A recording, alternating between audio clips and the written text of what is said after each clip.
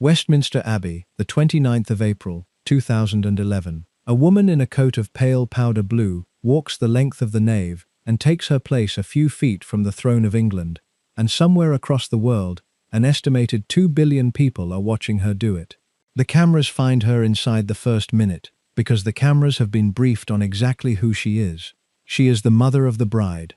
By every written rule of the occasion, she belongs in that seat, as surely as the Archbishop belongs at the altar rail. And in a certain kind of English drawing room, at that exact moment, a single thought is moving from one person to the next, like cold air under a locked door.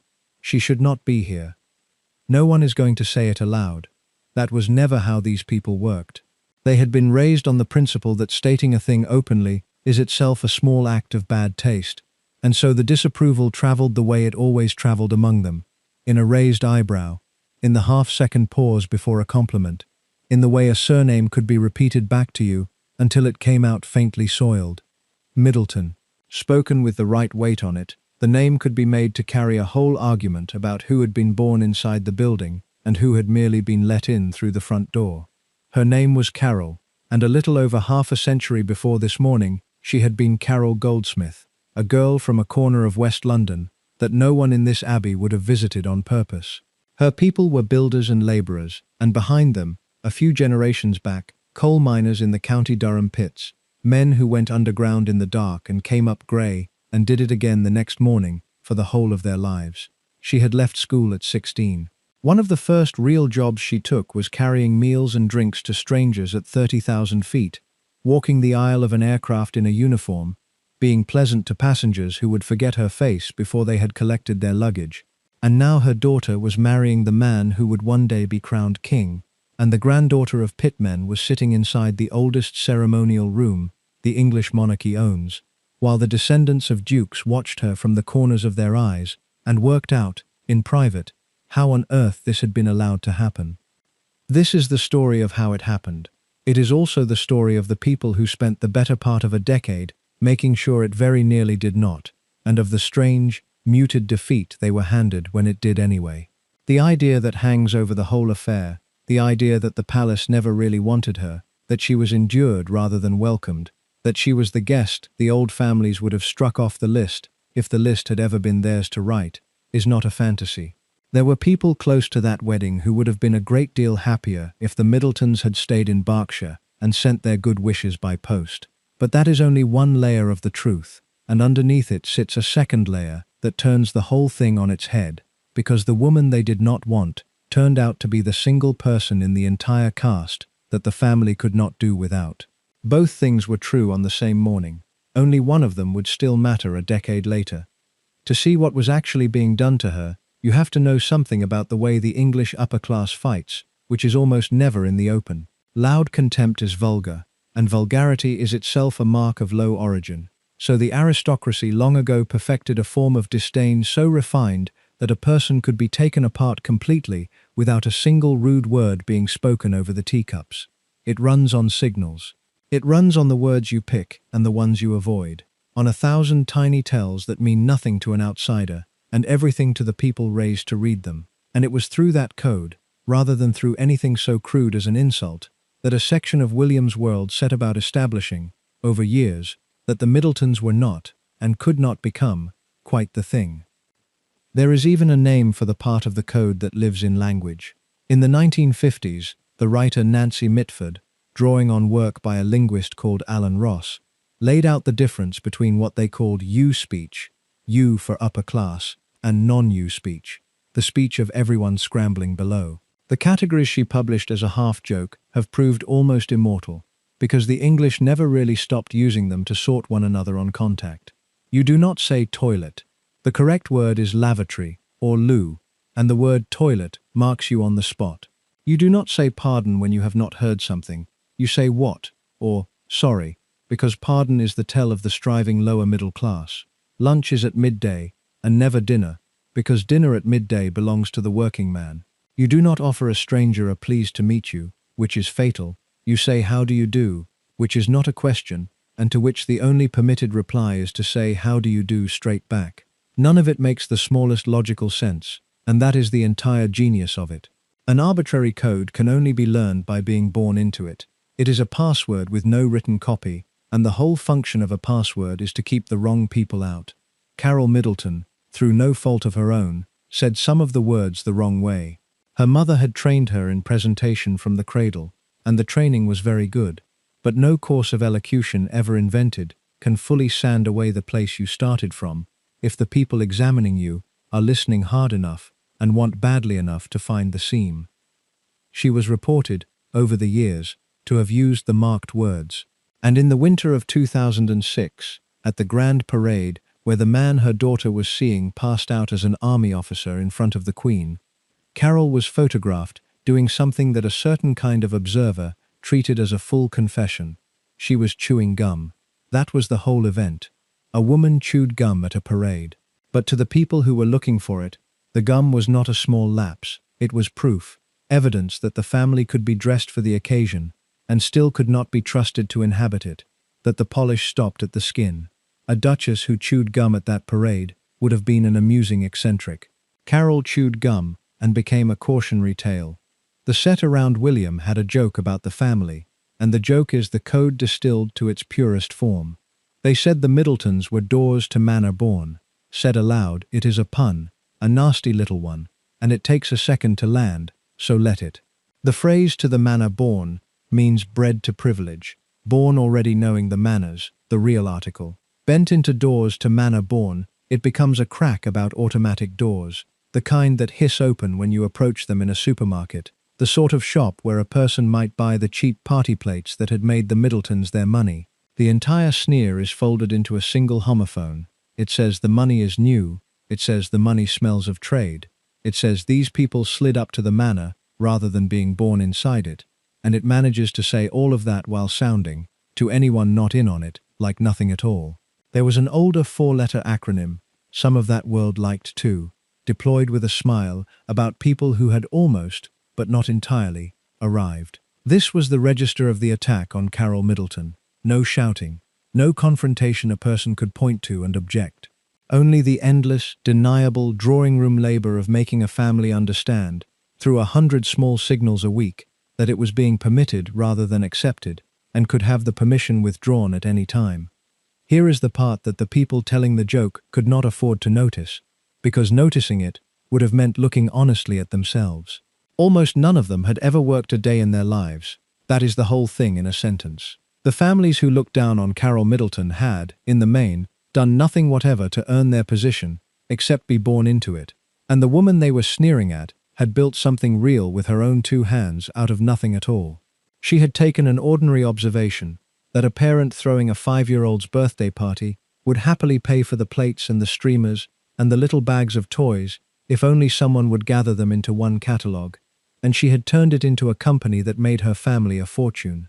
She had hauled herself and her husband and her 3 children up through the entire structure of English class in about 20 years, story by story, without once raising her voice or explaining herself to anyone. That, more than any wrong word, was the offense. Not the toilet, not the gum. The fact that she had climbed the whole building on her own, and behaved, once she reached the top floor, as though she had every right to be standing on it. And the money had a shape the tabloids mostly ignored, and the snobs preferred not to mention, because it spoiled the clean story of the shopgirl marrying up. Her husband, Michael Middleton, was not a working man at all. Behind him stood generations of settled Yorkshire prosperity, the Lupton family on his mother's side, wool merchants and solicitors and civic men of Leeds, people with money held in trusts and their names carved into the right institutions. It was money from that quarter, kept in reserve for precisely this kind of use, that helped pay the enormous fees when the time came to educate the Middleton children at one of the most expensive schools in the country. So the family that the aristocracy waved away as arrivistas was, on one side, the very picture of established English respectability, and on the other, the self-made success story the country claims to admire in the abstract and resents in the flesh. They were the England of the actual present, standing in a building put up for an England that had gone, and the chill in the room was the chill of the second thing looking at the first and understanding, on some level it would never say out loud, that the future had already changed hands. There was one more figure the palace would have to swallow, and he did not do the code at all. Carole had a younger brother, Gary Goldsmith, and Gary was, in almost every particular, the living embodiment of the thing the establishment was most nervous about. He had made himself seriously rich, self-made in the most literal sense, and having made it, he saw no reason on earth to be quiet about it. He was tattooed, he was loud, he owned a villa on the party island of Ibiza, and had given it a painted name that translated, roughly, as the House of Bang Bang. In 2009, a Sunday tabloid, The News of the World, sent an undercover reporter to that villa, and the reporter came away with secret recordings of Gary, at his most relaxed and least guarded, apparently offering his guests drugs and talking freely about his royal connection, and the paper spread it across the nation to maximum effect. It was the family's origins dragged into daylight in the crudest possible form, and it handed the snobs everything they wanted without their having to say a word. The question that hung over the wedding 2 years later was whether the awkward brother would be kept off the list. He was not. Gary Goldsmith sat in the Abbey, watching his niece marry the heir to the throne, the tattooed Ibiza millionaire among the crowned heads, because Carole Middleton was not a woman who would disown her own blood to make a room full of aristocrats more comfortable. That decision tells you more about her than any wrong word ever did. Now hold all of that in your mind, and look again at the woman in the powder blue coat, walking up the nave, giving nothing away. Everything the sneering set had thrown at her for 10 years was in that room with her, and none of it had worked. The wedding was happening. Her daughter was becoming a princess, and would one day be queen, and there was no longer a single thing the code could do about it, because the one act the code had never been able to prevent was two people who loved each other getting married in front of the whole world.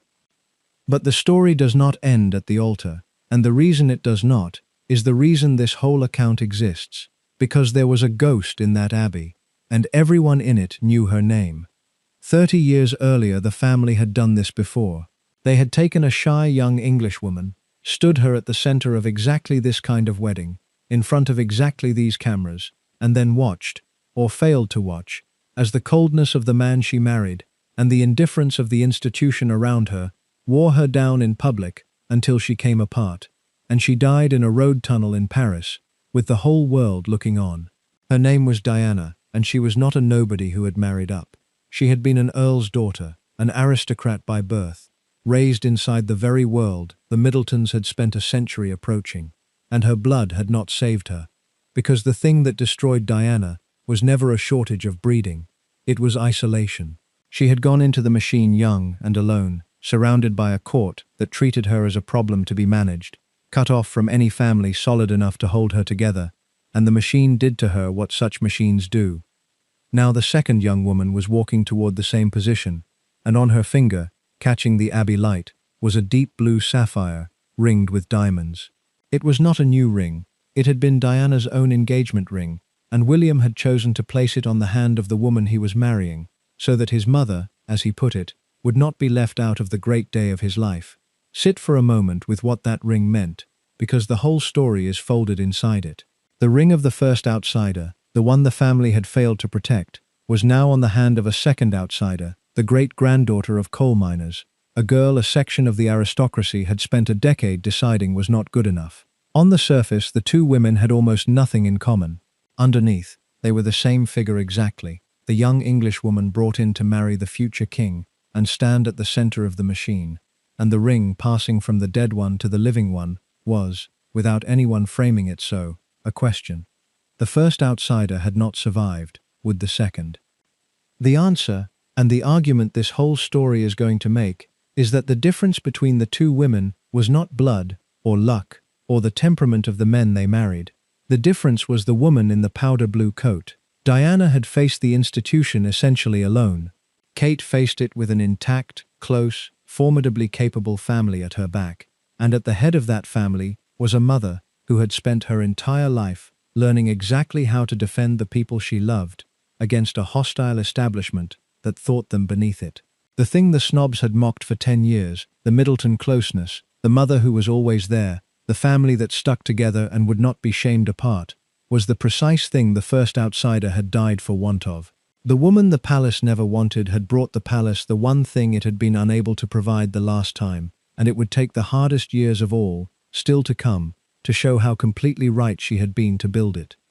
If the gap between the polished official story and the harder truth underneath it is the kind of thing that holds your attention, then take a second before we go on and subscribe, because that gap is the whole ground this account is built on, and from here we walk the length of it, from a terraced house in Southall to a sapphire ring in Westminster Abbey, and every step is stranger than the last. Because none of it was written in advance. There was no destiny pulling the granddaughter of pitmen toward a crown. There was a girl born with nothing that anyone in that abbey would have counted as an advantage, and a mother before her, and a grandmother before that. 3 women working in sequence across 100 years, each one shoving the next a rung higher, none of them ever once in a hurry. To understand the wedding, you have to go back before the wedding, back before the ring and the university and the school and the business and the money, all the way to the pit villages of County Durham, and a family that for 2 centuries produced exactly one outcome, which was more of the same. This is the story of the woman who broke that, and of the daughter she aimed at the throne, and of the world that did not want either of them and took them both in the end, because when the moment came it needed them far more than it could bring itself to admit.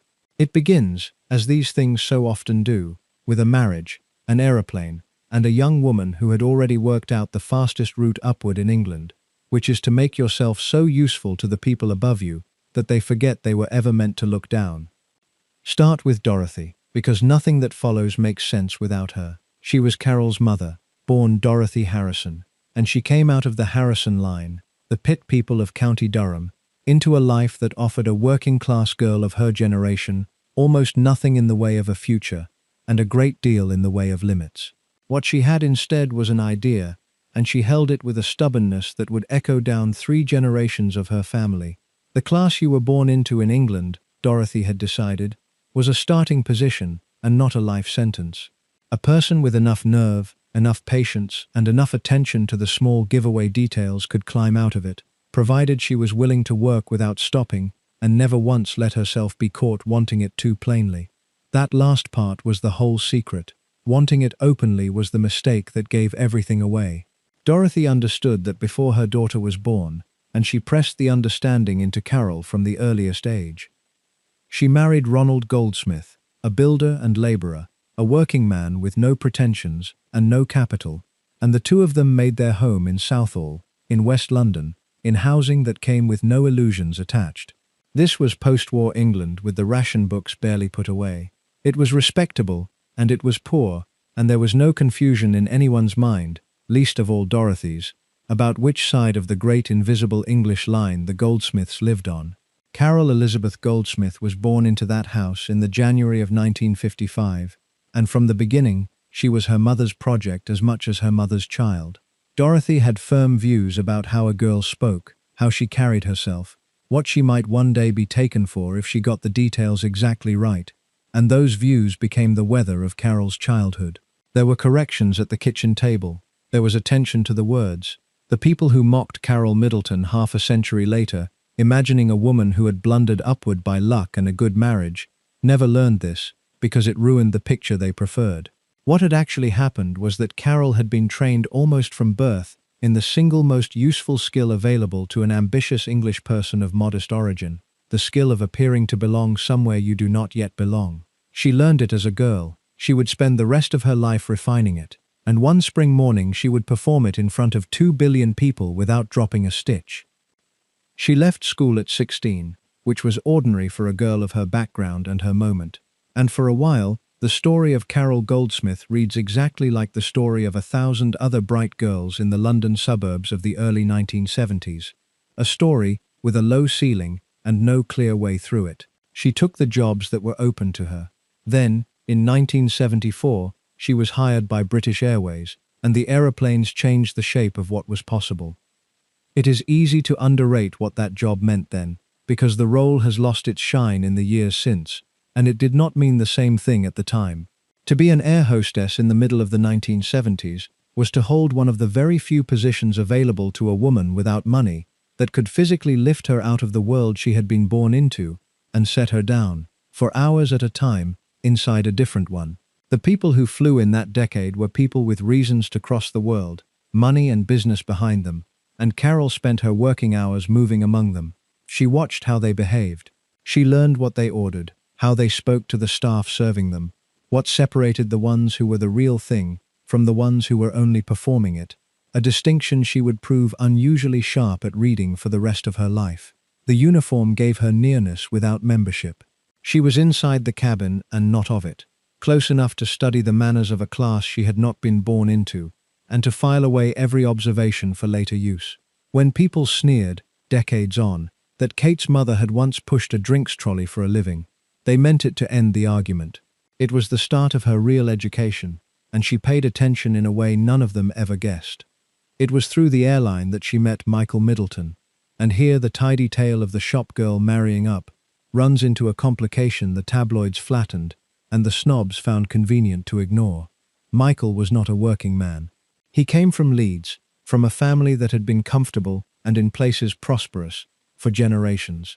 Behind him stood the Luptons, his mother's people, a dynasty of Yorkshire wool merchants and solicitors and civic figures, the kind of settled provincial money that keeps its funds in trusts and its name on the walls of the right institutions, and does not feel the need to raise its voice. There was old money on the Middleton side, held in reserve, and it would matter later because it was money of that sort, put aside for exactly such a purpose, that helped meet the school fees when the children were older. The marriage that the aristocracy would file as Carole clawing her way up by her fingernails was in truth closer to a merger of two different English strengths.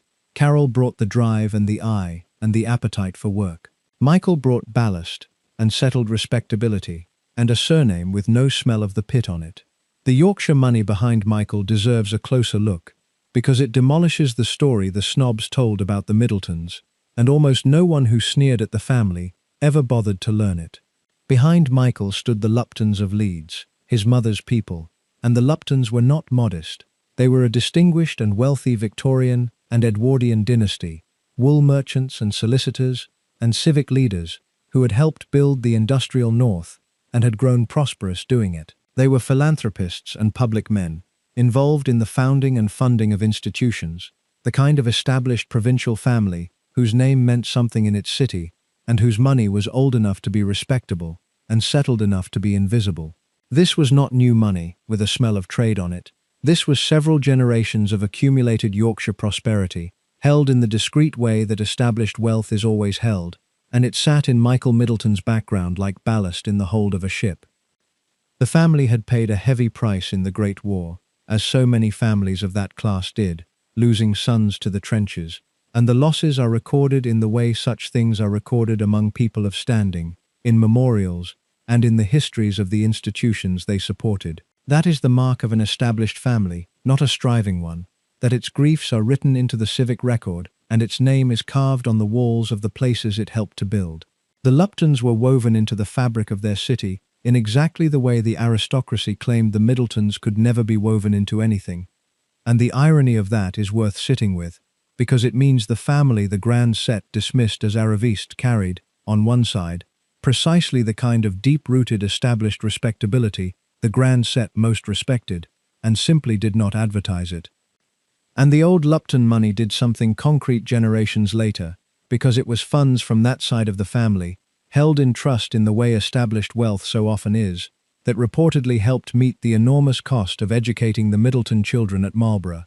Think about what that means for the tidy story of the shop girl who married up. The school fees that put Kate among the right people, that gave her the friendships and the polish that carried her toward a prince, were paid in part not with new party supply money, but with old Yorkshire wealth, the accumulated prosperity of a settled and distinguished family reaching forward across generations to fund the education of its descendants.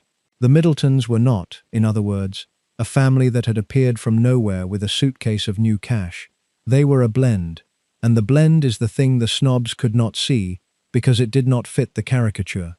On Carole's side, genuinely self-made success, a fortune built from nothing by talent and effort. On Michael's side, genuinely established old money, generations deep, the very thing the aristocracy claimed to value. Put the two together, and you have a family that was, at once, everything the country admires about the self-made, and everything the establishment respects about the settled. And the aristocracy managed to look at that combination and see only vulgarity, which tells you more about the aristocracy's need to sneer than about the Middletons' actual standing. The refusal to advertise the Lupton connection was itself part of the family style, and it is revealing. A striving family desperate for acceptance would have made sure everyone knew about the distinguished Yorkshire ancestors, would have deployed the old name and the civic memorials as ammunition against the charge of being trade. The Middletons did no such thing. They let the snobs believe the caricature, let them think the money was all new and all from party plates, and said nothing to correct the impression, because correcting it would have meant caring what the snobs thought, and caring what the snobs thought was the one thing the family never did. They had the established pedigree available as a defense, and declined to use it, which is the behavior of people so secure in themselves that they do not need to win the argument, only to win the outcome. The aristocracy sneered at trade. The Middletons had old money too, and did not bother to mention it. And the not mentioning was its own kind of victory, because it meant the family kept its dignity, while the snobs made fools of themselves attacking a caricature that the truth would have punctured in a sentence. None of this is to say the established side was what mattered most, because it was not. What mattered most was Carole, and Carole's contribution was the self-made half, the drive and the fortune, and the strategic mind. But the Lupton money is worth knowing about, because it exposes how thin the snobbery actually was, how little the sneering set understood about the family they had decided to despise. They thought they were looking at arrivistes with new money and no roots. They were in fact looking at a family with both new money and old, both self-made success and established respectability, a combination stronger and harder to place than anything the caricature allowed. The snobs did not just underestimate Carole's talent. They misread the family's entire composition, and they built a decade of contempt on a misreading. And the misreading was there for anyone who cared to check, which none of them ever did, because the point of the contempt was never accuracy. The point was to keep the wrong people out, and accuracy about who those people actually were would only have got in the way. They married in the June of 1980 at a village church in Buckinghamshire and settled into the ordinary business of a young airline family. Michael's work moved them around, and for 2 years in the middle of the decade, the whole family was posted abroad, to Amman, in Jordan, where Michael ran the airline's local operation, and the children spent their earliest years under a foreign sun. Their first daughter had been born in Reading in the January of 1982, a girl they named Catherine Elizabeth, though the world would come to know her as Kate, and would not hear of her at all for another 20 years. A second daughter, Philippa, always Pippa, followed in 1983. A son, James, arrived in 1987. By then the family was home again, back in Berkshire, and Carole was on the edge of the decision that would change everything, which was to stop working for other people and start working for herself. The idea, when it came, was so modest that its later scale is almost funny. Carole had been organizing birthday parties for her own small children, and she noticed, in the way that ambitious people notice things the rest of us walk past, that the whole business was needlessly awkward. A mother wanting to throw a party for a 5-year-old had to gather the pieces separately, the plates from one shop and the balloons from another, and the little bags of toys and sweets from somewhere else again, and there was no good reason it should be so scattered. Put it all in one place, match it, choose it, box it, and send it out together, so that an ordinary parent could produce a proper party without a week of running around. In 1987, the same year her son was born, Carole started a company to do precisely that. She called it Party Pieces, and at the beginning she ran it from a shed and a table in the family home, filling the orders by hand and posting them out herself. Plenty of people have a small good idea and do nothing with it. What Carole had that the others did not was the thing her mother had drilled into her at the kitchen table in Southall: an appetite for the work and an eye for the detail, and a refusal to be satisfied with where things stood. The business grew because she made it grow, order by order and year by year, first through the mail-order catalogue and then, when the technology arrived, through the internet, which Party Pieces took up early and used well. What had begun on a table in a shed became one of the better-known party supply businesses in the country. The exact fortune it produced was never confirmed, because the firm was privately held and Carole was not in the habit of opening her books to anyone, and the figures that circulated in the press, running into the tens of millions of pounds, were guesses dressed up as facts. Whatever the true number, it was more than enough. It moved the family from a comfortable house to a handsome one, in the West Berkshire village of Bucklebury, all soft brick and long gardens, and the deep unshowy calm that in England signals arrival more reliably than any amount of display. And it bought the one thing Carole wanted more than houses, which was the right education for her children. She had grasped something about England that a great many people born into the upper class never have to think about, because they inherit it without effort. Money on its own buys surprisingly little real position in this country. Money is necessary, but money is common, and the aristocracy has always been perfectly content to look down on people who have more of it than they do. What money buys, spent correctly, is access.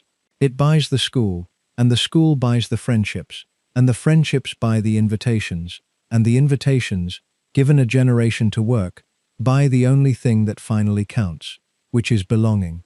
A crude climber spends money on things that show. A clever one spends it on the rooms her children will still be standing in 20 years later. Carole was the clever kind, and so, with the fortune built out of other people's children's birthday parties, she made the most consequential decision she would take before the wedding itself. She chose the schools. The path was not as smooth as the later fairy tale liked to pretend, and the roughness is worth keeping, because it shows the family at work. Before the school that made her, Kate spent a period at a girls' boarding school, where, by accounts that surfaced in the press years afterward, she was unhappy, homesick, and reportedly teased. A child who did not click into place and suffered for it. The Middletons moved her. A problem was identified, and a problem was solved, without fuss, by parents who were watching closely and were prepared to act on what they saw. Kate arrived at Marlborough College, in Wiltshire, as a slightly awkward and unshowy girl, and over the following years she found her feet. Marlborough is one of the small number of English schools whose name, dropped correctly into a conversation, does a great deal of work on its own. It is expensive in a way that excludes most of the country, and it educates, in the main, the children of the professional and moneyed and titled classes, the sons and daughters of the people who run things, or own things, or descend from people who did. Underneath the lessons and the sport, a school like that sells the commodity the English upper-class guards most jealously, which is each other. You do not send a child there only to be taught. You send a child there to spend 5 shaping years, surrounded by exactly the people you want that child to know for a lifetime, because those are the friendships that produce the invitations, that produce the marriages, that keep the closed circle closed. Kate did well there. She was sporty and well-liked and entirely unthreatening, the kind of pupil teachers remember with warmth and classmates struggle to say a hard word about, even when a reporter turns up years later offering money for one. She was not glamorous and she was not grand. There was a mild, affectionate school nickname about her being a late developer, precisely the sort of thing said about any teenage girl who has not yet grown into herself, and precisely the sort of thing that would be reprinted in 100 newspapers a decade on, as though it carried some meaning. What mattered was never how she looked at 17. What mattered was who stood beside her in the school photograph, because those were now the people whose world she belonged to. By the time she left, 2 generations of deliberate work, her grandmother's and her mother's, had produced a young woman the English class system could no longer easily place. She spoke correctly. She carried herself correctly. She had the friends and the references, and the unhurried ease of a girl who had grown up entirely inside the right rooms, which by then she had. The camouflage was complete, and it was into this finished, faultlessly presented young woman that the family's whole 100-year climb had been poured, at the exact moment she was about to leave for a university on the cold east coast of Scotland, where a particular young man had also, as the whole country knew, chosen to spend the next 4 years of his life. In the autumn of 2001, Kate Middleton arrived at the University of St. Andrews to read History of Art, and so did Prince William. Almost every word of that sentence has since been fought over, and this is exactly the point where the honest version of the story and the tabloid version go their separate ways, so it is worth being careful. The tabloid version, the one favored by everyone who wanted to believe the worst of the Middletons, held that the whole thing had been arranged, that Carole, having fixed on the prince as the great prize, had steered her daughter toward the same university in the same year, a piece of cold, long-range calculation of almost supernatural precision. It made a marvelous story, It also required believing that a mother could engineer a chance meeting between two teenagers across 4 years of shared undergraduate life. On the strength of a course choice, the prince had announced to the entire country in advance.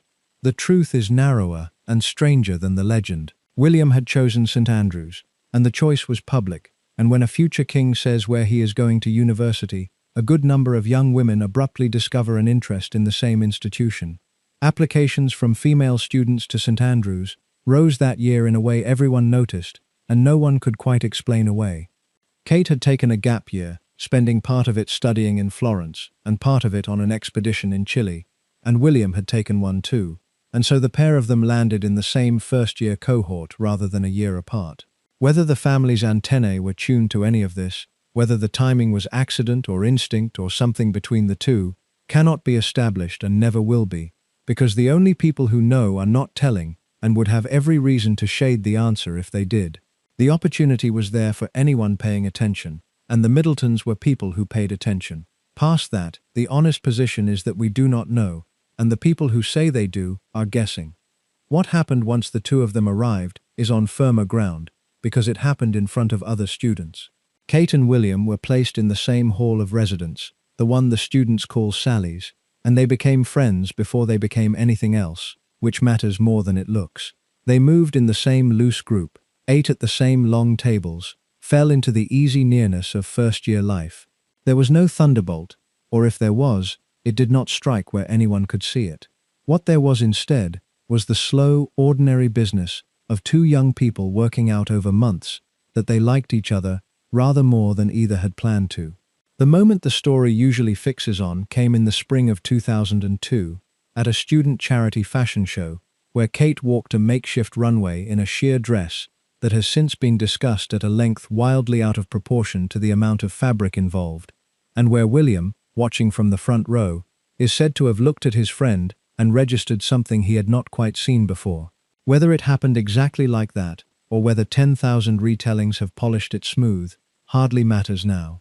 By the next academic year they were a couple, sharing a flat with two friends, keeping the thing as private as anything involving the heir to the throne could be kept. The British press had agreed, after Diana's death, to leave William alone while he was a student, and for once the agreement held. The relationship grew up out of sight. Then it came out of the shelter of university and into the open, and the open was far harder on it. They finished at St. Andrews, moved to London, and were by any reasonable reading a serious and committed couple, and yet no engagement came, and the years began to stack up. In the spring of 2007, the thing the snobs had been waiting for finally happened. William and Kate broke up. The details have stayed private, to the credit of both of them, but the shape of it was clear at the time. They were young, he was 24, and newly an army officer with a life opening in front of him, and the pressure to commit forever to the woman he had been with since university had started to feel, by the accounts that circulated, like a door closing rather than one swinging open. There were reports, easy to believe and impossible to confirm, that the disapproval of his own circle had done slow damage over the years, that the endless coded commentary about the Middletons being not quite right had worked its way into the relationship and left a mark. Whatever the mix of causes, the prince stepped back, and the young woman who had waited so long found herself, in the cruelest possible glare, apparently discarded. This was the test, and everything the family was made of came down to how the next months were handled. The obvious move for a young woman in Kate's position, and the move a lesser family might have counseled, was some version of retreat or pursuit, vanish into wounded seclusion, and let the world watch you nurse the humiliation, or chase, call, be seen to want him back, let the desperation show. Both would have been fatal. Retreat would have confirmed she was broken. Pursuit would have confirmed she was grasping, and would have handed the sneering set the exact image they craved, the striving girl and her pushing mother scrambling to recover the prize that had slipped the hook. Kate did neither, and the fact that she did neither, at 25, under that kind of scrutiny, tells you the nerve running through this family was not a flattering story invented after the event. It was real, and it turned up precisely when it was needed. What she did instead was live. She was photographed in the weeks after the split looking not shattered but luminous, out in London with her sister and her friends, plainly not sitting at home waiting to be forgiven. She joined an all-female rowing crew training to cross the Channel, a crew the papers promptly nicknamed the Sisterhood, and the image of Kate Middleton dragging an oar through cold grey water with a group of tough, unglamorous women was worth more than any statement she could have released, because it said, without a word, that she had a spine and a life, and would be perfectly fine with or without a prince. She let herself be seen enjoying her freedom. She said nothing against him, and within a matter of weeks the two of them were seen together again, and by the summer the reconciliation was real. The split, which the snobs had greeted as their deliverance, had lasted barely a season, and it ended not with the Middletons humbled, but with their standing stronger than before, because the whole country had now watched Kate meet the worst thing that could happen to her, and meet it with a composure that shamed the people who had been hoping for her fall. Carole's hand is all over that outcome, though she left no fingerprints, which was always her way. She has never spoken about that period, never claimed credit, never done anything so crude as confirm that mother and daughter had a plan. You do not need a confession to recognize the pattern, because it is the same pattern the family had run for 100 years. Hold the nerve, do not chase, do not explain, let the other side overreach, while you stay composed and correct, and impossible to fault. The people who had spent years waiting for the Middletons to give themselves away as desperate had just watched the family meet genuine desperation and give away only steadiness. The years after the reconciliation were the ones that earned Kate her cruel nickname, and they were harder on her than the outside world understood. She and William were together, seriously and steadily, but still no ring came, and the wait stretched on through the rest of the decade, while the papers filled the silence with mockery. Waity Katie, they called her, the girl with no purpose, hanging on for a proposal. She took a job with a fashion chain working as an accessories buyer and helped with the family business, and the papers used even that against her, sneering that she had no real career, that she was killing time, that her only true occupation was the landing of a husband. The charge was grotesquely unfair, and unfair in a way that gave away the trap she was actually in. She could not take a serious, demanding public career, because a serious public career would have generated its own headlines and its own complications, and would have been impossible to sustain alongside the scrutiny that already tracked her everywhere. She could not do nothing either, because doing nothing was the very thing she was being crucified for.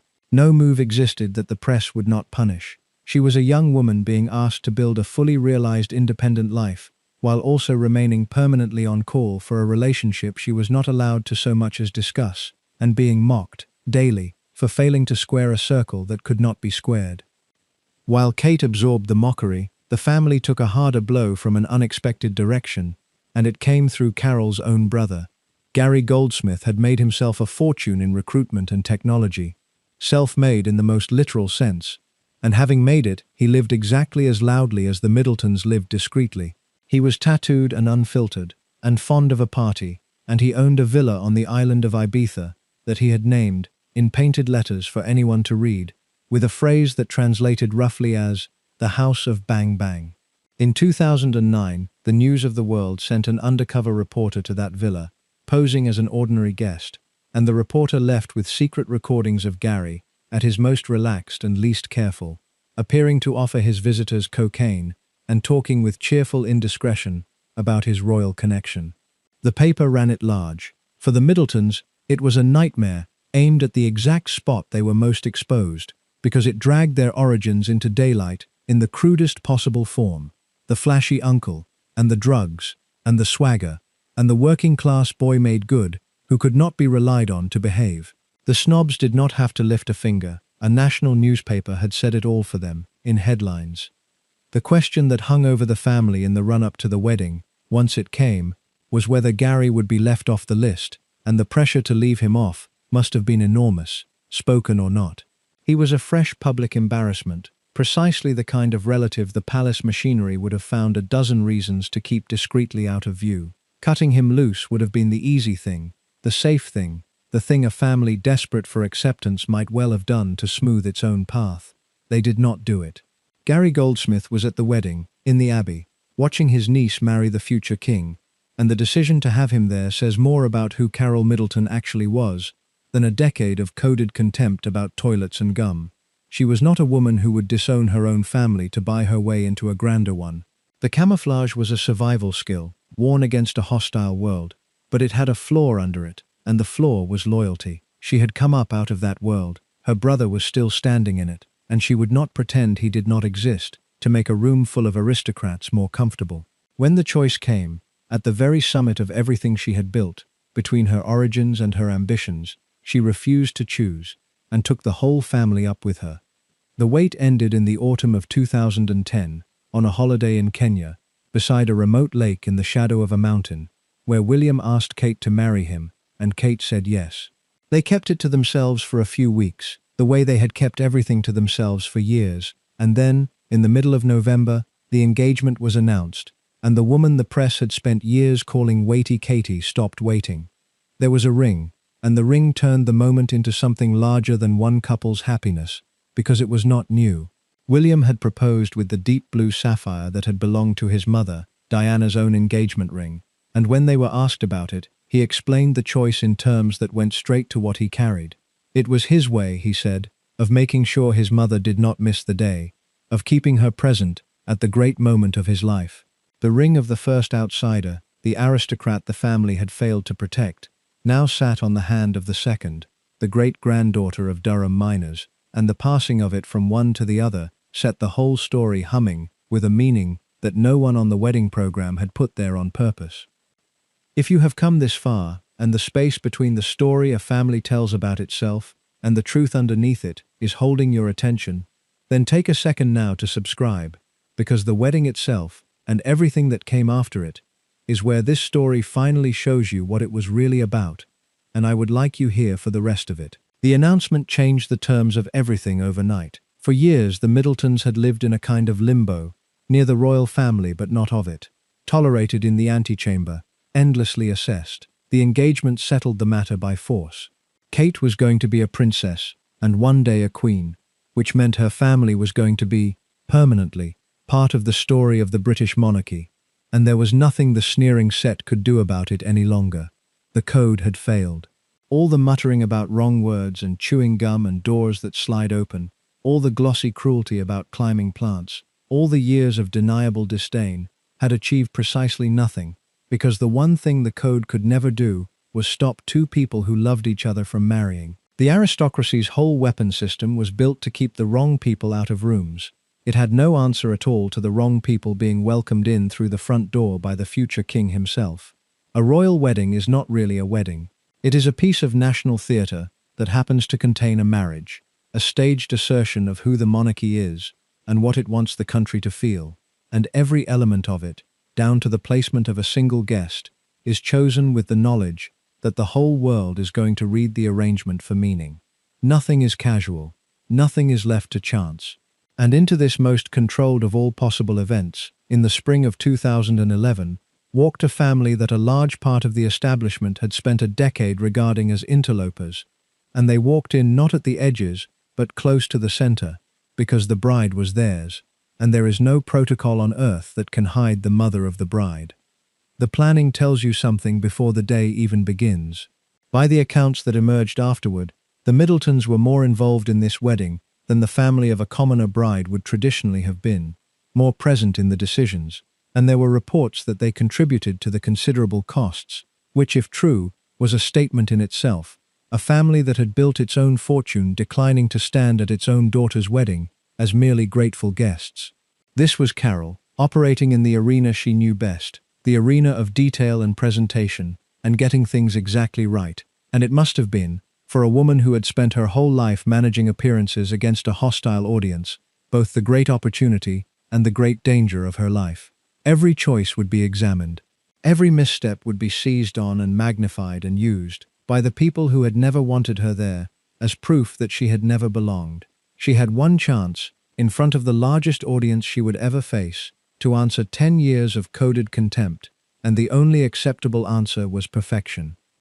In the days beforehand, the commentary fixed, with a kind of obsessive relish, on the smallest and most revealing question of all, which was whether Carole would curtsy to the Queen, and how. To curtsy correctly is one of those pieces of bodily knowledge the upper class absorbs without thinking, and everyone else has to be taught, and the etiquette experts discussed the matter on television with the seriousness of surgeons, because they understood that this one tiny movement would be read by the entire watching country as a verdict on whether the mother of the bride knew how to conduct herself in the presence of the throne. It was the code one final time, applied now to the body itself. A curtsy too deep would read as grovelling and confirm the striving. A curtsy too shallow or badly formed would confirm the ignorance. The margin was almost nothing, and the whole thing was happening in public, and Carole, who had been preparing for exactly this kind of examination since she was a girl at her mother's table in Southall, got it right. Of course she did. She had spent 40 years learning to pass, and she was not going to fail the final test in front of 2 billion people. Her clothes carried an argument of their own. She wore a coat and dress in a soft sky blue, tailored to within an inch of its life, and the designer she had chosen carried a resonance that the people who noticed such things did not miss. The house had been the favorite of Diana, the label that dressed the last outsider through the years of her marriage, and whether Carole's choice was a deliberate nod or simply a matter of a mother selecting the most impeccable English tailoring available cannot be known. The resonance was there for anyone who wanted to see it. The new outsider's mother, dressed by the old outsider's designer, standing at the center of the same institution that had claimed the first woman and was now claiming the second. Homage or coincidence, it fitted the deep pattern of the day with an accuracy that was almost eerie, and it was the sort of thing Carole, who missed nothing, would have understood the weight of, even if she never once said so. Then came the day itself, and the day was, by any measure, a triumph. The bride came up the aisle in a gown that had been kept secret to the last possible moment, the work of Sarah Burton at the house of Alexander McQueen, lace over satin with long sleeves and a restrained, almost Victorian elegance that silenced even the harshest critics, and the girl who had once been mocked as figureless and provincial revealed herself, in front of the world, as a woman of complete and unarguable poise. She did not promise to obey, following the precedent Diana had set 30 years before. Her brother James stood at the lectern of the great national church and read from Scripture, another child of the party supply's fortune, given a central place in the ceremony, his voice steady. Her sister Pippa followed as maid of honor, in a slim ivory gown of her own, and in one of those absurd accidents by which modern media turns the trivial into the immortal, Pippa Middleton's appearance from behind became, within hours, a global sensation in its own right. The younger daughter transformed overnight into an international phenomenon on the strength of a single well-cut dress and the shape it held. The internet gave her a mocking, admiring title. Fan pages appeared. It was ridiculous, and it was the kind of ridiculous that only happens to families who have arrived. And 30 years earlier, it would have been unthinkable that the sister of a royal bride could become a worldwide talking point in her own right, for reasons that had nothing to do with royalty at all. And through all of it, seated near the front, composed and upright and giving away absolutely nothing, was Carole. Come back now to where this whole story started, to the woman in the powder blue coat walking the length of the Abbey, and see her differently, because you know now what was standing inside those clothes. 100 years of climbing, from the pit villages of County Durham, through a council flat in Southall, up through an aircraft cabin, and a business built on birthday plates, and a school that turned money into belonging, all of it pressed into one faultlessly presented woman, performing the role of her life, in front of the largest audience any of them would ever have. The composure that had looked, at the very start, like the natural ease of a woman in her rightful place, was in truth the hardest won thing in the entire building. A discipline drilled across 3 generations and carried out under a pressure the aristocrats around her had never once had to face, because they had been handed at birth the belonging she had spent her whole life earning. They watched her from the corners of their eyes and waited for the seam to show. It did not show. That was the point of everything she had ever done. The frame this whole story hangs on turns out, on the wedding day, to be both true and beside the point at the same time. It is true in the narrow sense that a section of the world she had married her daughter into would genuinely have preferred she were somewhere else, that the private disdain was real, that had the guest list ever been theirs to write, there were people who would have written her off it. And it is beside the point in the sense that none of that mattered in the slightest, because the list was not theirs to write, and the wedding went ahead, and Carole stood at the center of it in her powder blue coat, and was flawless, and the entire apparatus of coded contempt aimed at her for 10 years proved, on the single day it mattered most, completely powerless to touch her. She was the woman the palace never wanted. She was also, on the 29th of April 2011, the mother of the bride at the wedding of a future king, seated a few feet from the throne, watching her daughter step into the oldest and most dangerous role the country has to offer. Both were true on the same morning. Only one of them would still be standing years later, and the years to come would prove which. The wedding was the vindication.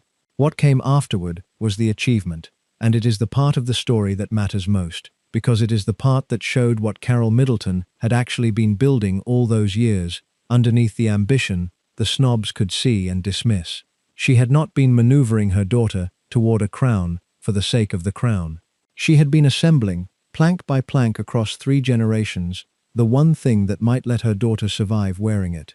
You could see the family's influence in the way the young couple chose to live, which by the standards of the institution they belonged to, was almost startling in its ordinariness.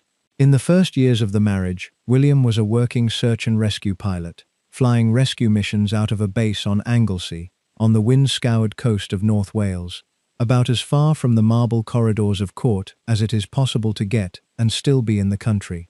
He and Kate lived there in a rented farmhouse and built a domestic life that had far more in common with the Berkshire world Carole had made than with the gilded isolation that had swallowed Diana.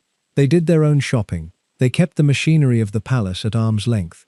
Kate pushed a trolley round the local supermarket like anyone else, the daughter of the former air hostess living, for a few years, a life her mother would have recognized, and the press treated it as a charming curiosity rather than what it was, which was a family raising its guard in the only way that had ever worked.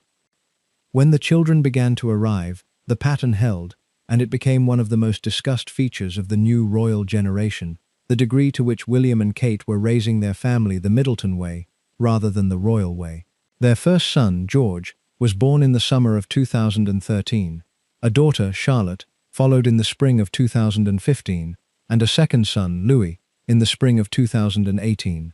With each birth, Carole's place as the family's anchor grew firmer. She has said very little about any of it in public, in keeping with the discretion that had always been her signature, and the little she has said, in a rare interview or two, painted the picture of an ordinary doting grandmother, present and hands-on, doing the school runs and the birthday parties and the pantomime trips. The woman the children turned to as naturally as any child turns to a grandparent they adore, entirely undeterred by the detail that 2 of those children were destined to be monarchs. The great-grandchildren of a County Durham coal miner were now 3rd and 4th and 5th in the line of succession to the throne of the United Kingdom, and their grandmother, the girl from the Southall council flat, was the one baking the cakes and organizing the games. There is something almost impossible to fully take in sitting inside that arrangement. The whole English-class story folded into a single family across 4 generations. The pit and the palace joined by one straight line of women who never stopped climbing and never, once they reached the top, forgot how to be a family. Commentators gave the phenomenon a name. They wrote about the Middletonization of the monarchy, the slow reshaping of the royal family's private habits by the warmer, closer, more hands-on ways of a self-made Berkshire clan.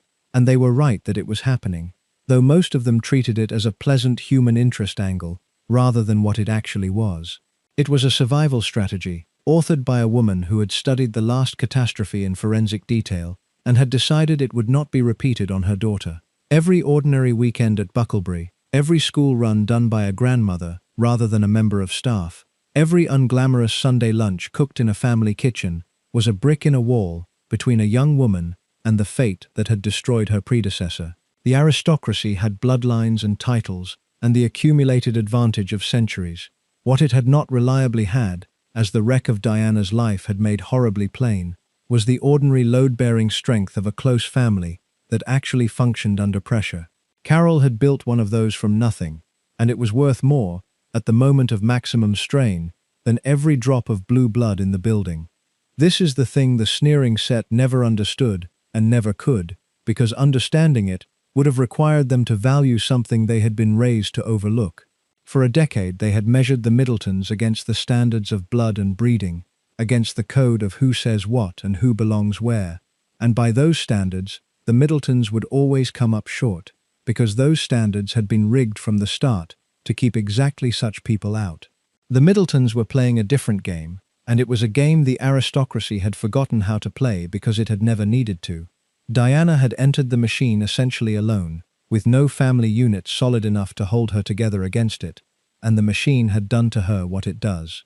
Kate entered it surrounded, with an intact and formidable family at her back, and a mother at the head of that family, who had spent her whole life learning how to defend the people she loved against an establishment that thought them beneath it. The very thing the snobs had mocked, the Middleton closeness, the mother who was always there, was the exact thing the first outsider had died for want of, and it would take the hardest years of all, the ones still to come, to reveal just how completely Carole had been right to build it, before anyone knew it would be needed. None of this is to pretend that Carole Middleton was a saint, because she was not, and the most serious charge laid against her over the years deserves to be met head-on rather than waved away. The charge was that she was pushy, that she had managed her children's ascent with a cool and relentless focus, that she was too involved, too present, too obviously the hand on the tiller, that behind the discreet Berkshire exterior sat a woman running a decades-long campaign to place her daughter on the throne, and her whole family alongside it. And the honest answer to that charge is that it is, in its factual core. She was ambitious, she was involved, she did choose the school with an eye to the people it would put her daughter among, and she did understand the size of what was possible when Kate met a particular young man, and she did hold the family steady through the long wait with a patience that had strategy inside it. Anyone who tells you otherwise is being sentimental, and sentimentality has no place in an honest account of how this family actually operated. The reports of friction with the palace's own machinery followed from the same source, and while the specifics are impossible to confirm, the shape of the tension is easy to believe. The royal household runs on courtiers, the career officials who have managed the monarchy's affairs for generations, and who guard, above almost everything, the institution's control over its own members.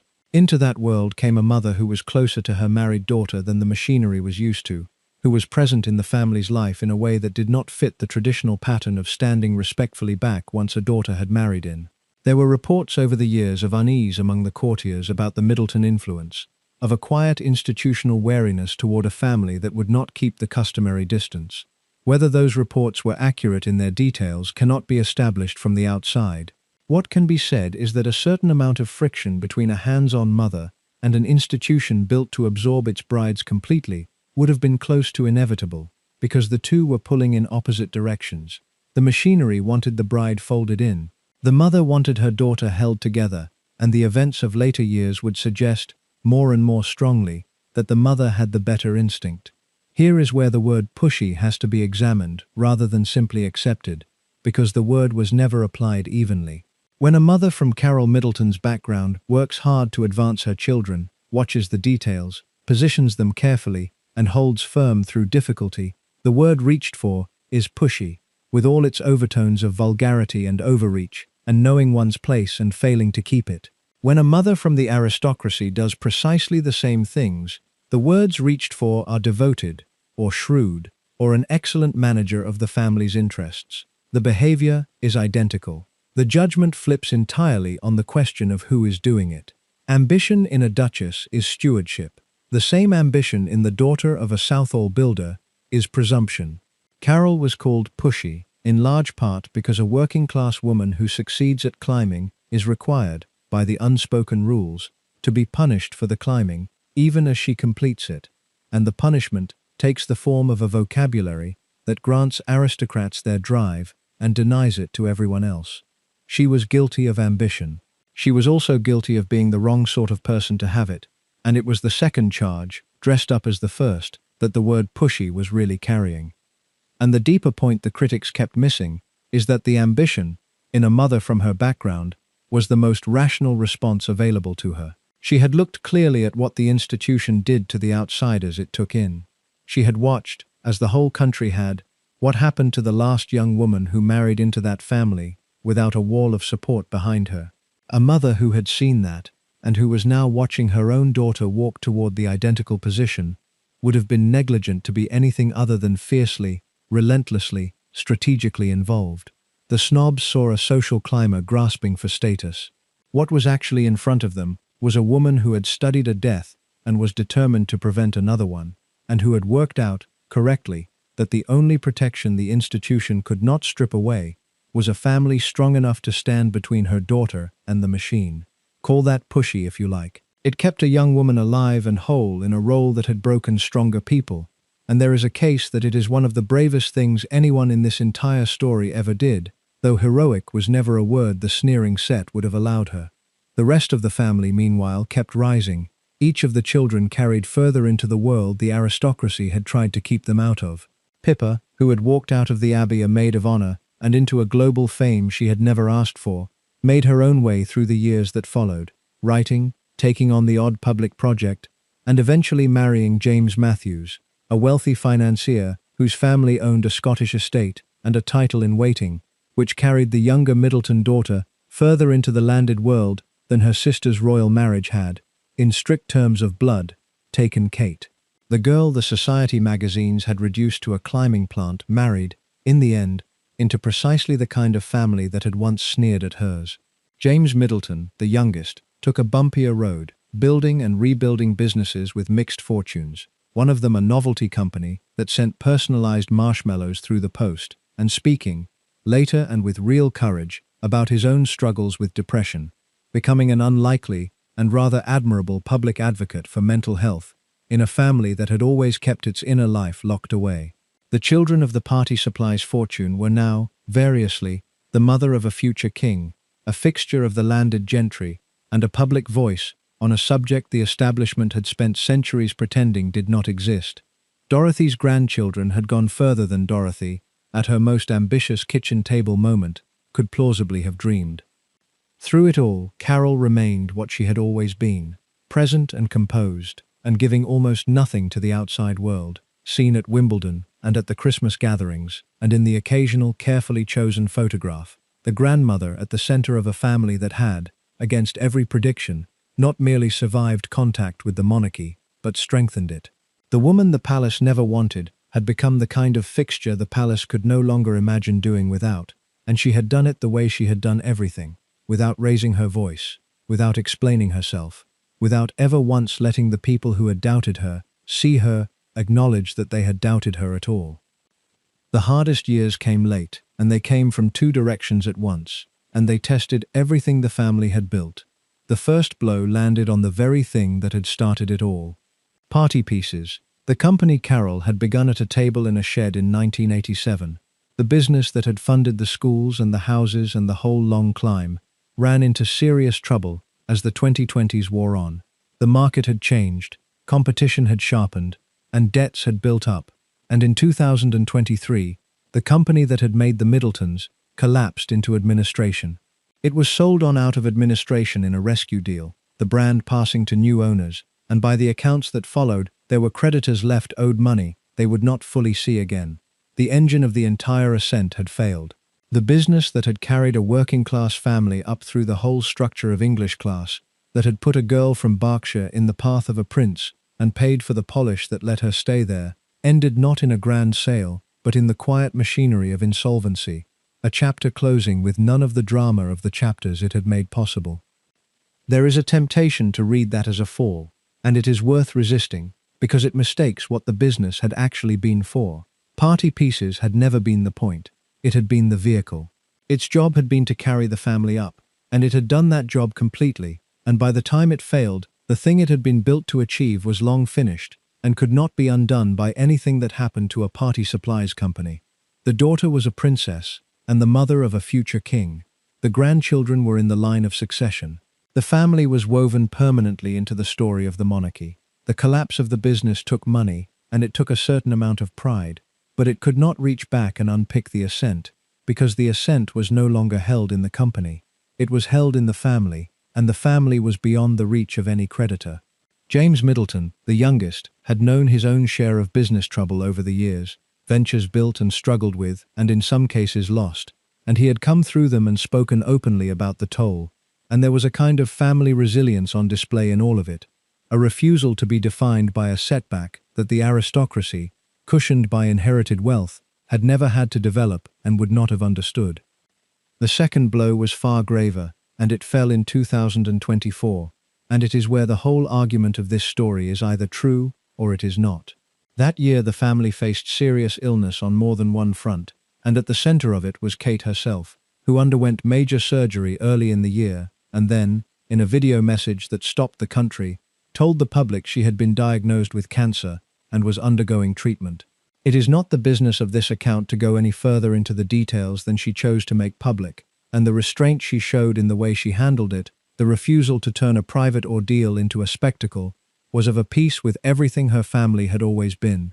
What matters here is what happened around her while she was ill, because it is the exact thing this whole story has been building toward. When the worst arrived, the wall was already there. The family Carole had spent 3 generations assembling, the closeness the snobs had mocked, the mother who was always present, the intact and functioning support that the institution had never been able to provide, was in place and holding before the crisis ever came. Kate did not face the hardest year of her life alone inside a cold machine. She faced it withdrawn into the shelter of her own family, protected, held, allowed to be a frightened person rather than a public performance. And the difference between that and the isolation that had destroyed the last outsider is the entire distance this story has traveled. Diana had faced her worst years essentially alone, exposed, with no wall between her and the machinery, and it had killed her. Kate faced hers surrounded, and she came through, and returned, later, to public life. The two outcomes are not a matter of luck or temperament.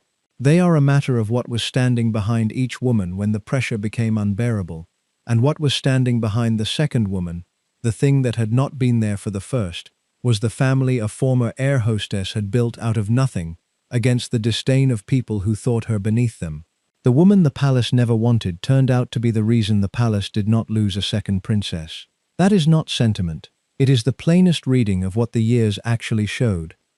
Step back from the single family for a moment, and the Middleton story takes on a larger shape, because the British monarchy has always depended for its survival on a thing it also finds almost impossible to do well, which is to take in new blood from outside. An institution that married only within its own dwindling circle would have calcified and died generations ago, and so the crown has repeatedly reached beyond itself for fresh people. And the record of what happens to those people once they are inside is one of the darker running themes in the whole modern history of the family. The outsider is needed, the outsider is brought in, and then, again and again, the machinery that needed her turns out to have no idea how to keep her whole. Look at the pattern across a single century. In the 1920s, the future George VI married Elizabeth Bowes-Lyon, a Scottish aristocrat who was, by the strict standards of royalty, a commoner, and her arrival was greeted at the time as a modernizing step, the firm bringing in someone from beyond the narrow pool of eligible princesses. She survived, and more than survived, but she had come from grand stock and knew the world she was entering. A decade later, the pattern turned dark. Edward VIII fell for Wallis Simpson, an American divorcee, the institution judged entirely unabsorbable, and rather than take her in the establishment, forced a choice that ended with a king giving up his throne, the outsider rejected so completely that the man had to leave with her. Then Diana, the aristocrat's daughter, brought in young and destroyed by isolation. And in our own time the pattern repeated once more, with the marriage of Prince Harry to Meghan Markle, an American actress who married into the family in 2018 and who, with her husband, stepped back from royal duties and moved abroad within 2 years. Another incomer, the institution proved unable to hold. The details of that departure remain contested and are not the business of this story to adjudicate. What matters is the shape it shares with the others. The crown reaches outside itself because it must, and then struggles, over and over, to keep the people it reaches for. Set against that century of difficulty, the Middleton case is the striking exception, the one where the outsider was brought in and stayed, and was neither rejected nor broken, and it is worth asking honestly why this one worked when so many did not. It was not that Kate had grander origins than the others, because she had by far the humblest. It was not that the man she married was warmer, or the court kinder, or the press gentler, because none of those things were obviously true. The variable that was different, the thing present in her case and absent or weaker in the others, was the external family standing behind her, intact and capable, and led by a mother who had made its defense her life's work. The institution had never been able to supply that from within, because the institution is not a family in that sense, it is a machine, and machines do not hold frightened people together at 2 in the morning. What held Kate was something the Crown neither provided, nor controlled, nor even fully understood. A wall of ordinary human loyalty built by a woman it had spent a decade wishing away. There is an irony in that worth sitting with, because it turns the whole snobbery inside out. The aristocracy had looked at the Middletons and seen everything they lacked: the ancient name they did not have, the inherited land they did not hold, the centuries of breeding they could not claim. What the aristocracy could not see, because it had never had to think in these terms, was that the Middletons possessed in abundance the one thing the institution most needed and could least manufacture, which was the capacity to function as a close and durable family under extreme pressure. The old families had bloodlines, the Middletons had cohesion, and when the two were tested against each other by the hardest years, cohesion turned out to be worth more, because bloodlines do not sit with you through illness, and cohesion does. The thing the snobs mocked as the Middletons' deficiency, their lack of grandeur, their almost suburban closeness, was the precise quality that let them succeed where grander families had failed, and the people who sneered never grasped that they were watching a demonstration of exactly what they themselves had lost somewhere along the centuries of being bred rather than built. This is also a story about what has happened to English class over a single lifetime, and there was nothing gentle about the change. When Dorothy Harrison was training her daughter at a kitchen table in Southall, the class a person was born into in this country was very nearly destiny, and the idea that a granddaughter of coal miners might one day sit in Westminster Abbey watching her own child marry the heir to the throne would have seemed not ambitious but deranged. Within Dorothy's own lifetime, or nearly, that impossible thing happened. The Middleton ascent is one of the clearest illustrations available anywhere of the fact that the English class structure, for all its ferocious persistence, is no longer the sealed system it once was, that money and education and nerve and 2 or 3 generations of relentless effort can carry a family from the bottom of it very nearly to the top. The barriers did not fall. The snobbery did not vanish, as 10 years of coded contempt made plain, but the walls turned out to be climbable in a way they had not been before, and the Middletons climbed them in plain sight, and the whole watching country, whatever it said out loud, understood that it was seeing something that could not have happened 100 years earlier, and cannot now be unhappened. A door that opens once cannot be fully closed again. There is a cruelty in the timing that the celebrations of 2011 papered over, and it belongs in any honest telling, because the woman who set this whole climb in motion did not live to see where it ended. Dorothy, Carole's mother, the girl out of the Durham Pitt families who had decided at a kitchen table that class was a starting position and not a sentence, died in the years before the wedding, as did Ronald, Carole's father, the builder. Neither of them sat in Westminster Abbey. The grandmother whose stubbornness and elocution lessons and refusal to accept the ceiling had launched the family upward across 100 years, was gone by the time the granddaughter she had trained the training for reached the summit. Dorothy started the climb and did not see the top of it. She had done the first, hardest, least rewarded stretch, the part where a working-class woman drags a family up out of the bottom of the English class system by sheer will and gets no applause for it, and then she died, and 5 years later her granddaughter married the future king in front of 2 billion people, and Dorothy was not there to watch the thing she had begun. That is how these ascents actually work, and it is worth marking, because the popular version compresses everything into the fairy tale of the girl and the prince, and loses the long relay behind it. The Middleton climb was not one person's achievement. It was 3 women's, run in sequence across a century, each handing the effort forward to the next. Dorothy did the launch, the impossible first push from the pit villages and the council flat, and pressed into her daughter the skills and the appetite that would carry things further than she could take them herself. Carole did the long middle, the building of the fortune and the choosing of the schools, and the patient defense of the whole project through the years of coded contempt, taking the family from comfortable to genuinely arrived.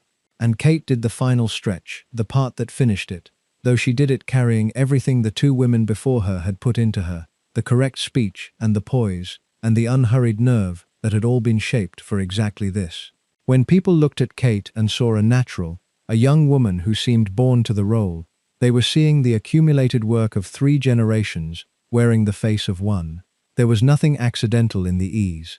The ease was the product. Beside Carole through the long middle stretch stood Michael, and his part in the story is easy to underrate precisely because he played it without noise. If Carole was the drive of the family, Michael was its ballast, the settled Yorkshire steadiness that kept the whole ambitious enterprise from ever tipping into the vulgarity the snobs were always hoping to catch. He carried the older money and the older respectability, the Lupton inheritance that had helped pay the school fees, and he carried a temperament to match it, calm and unshowy, and entirely without the striving that would have given the game away.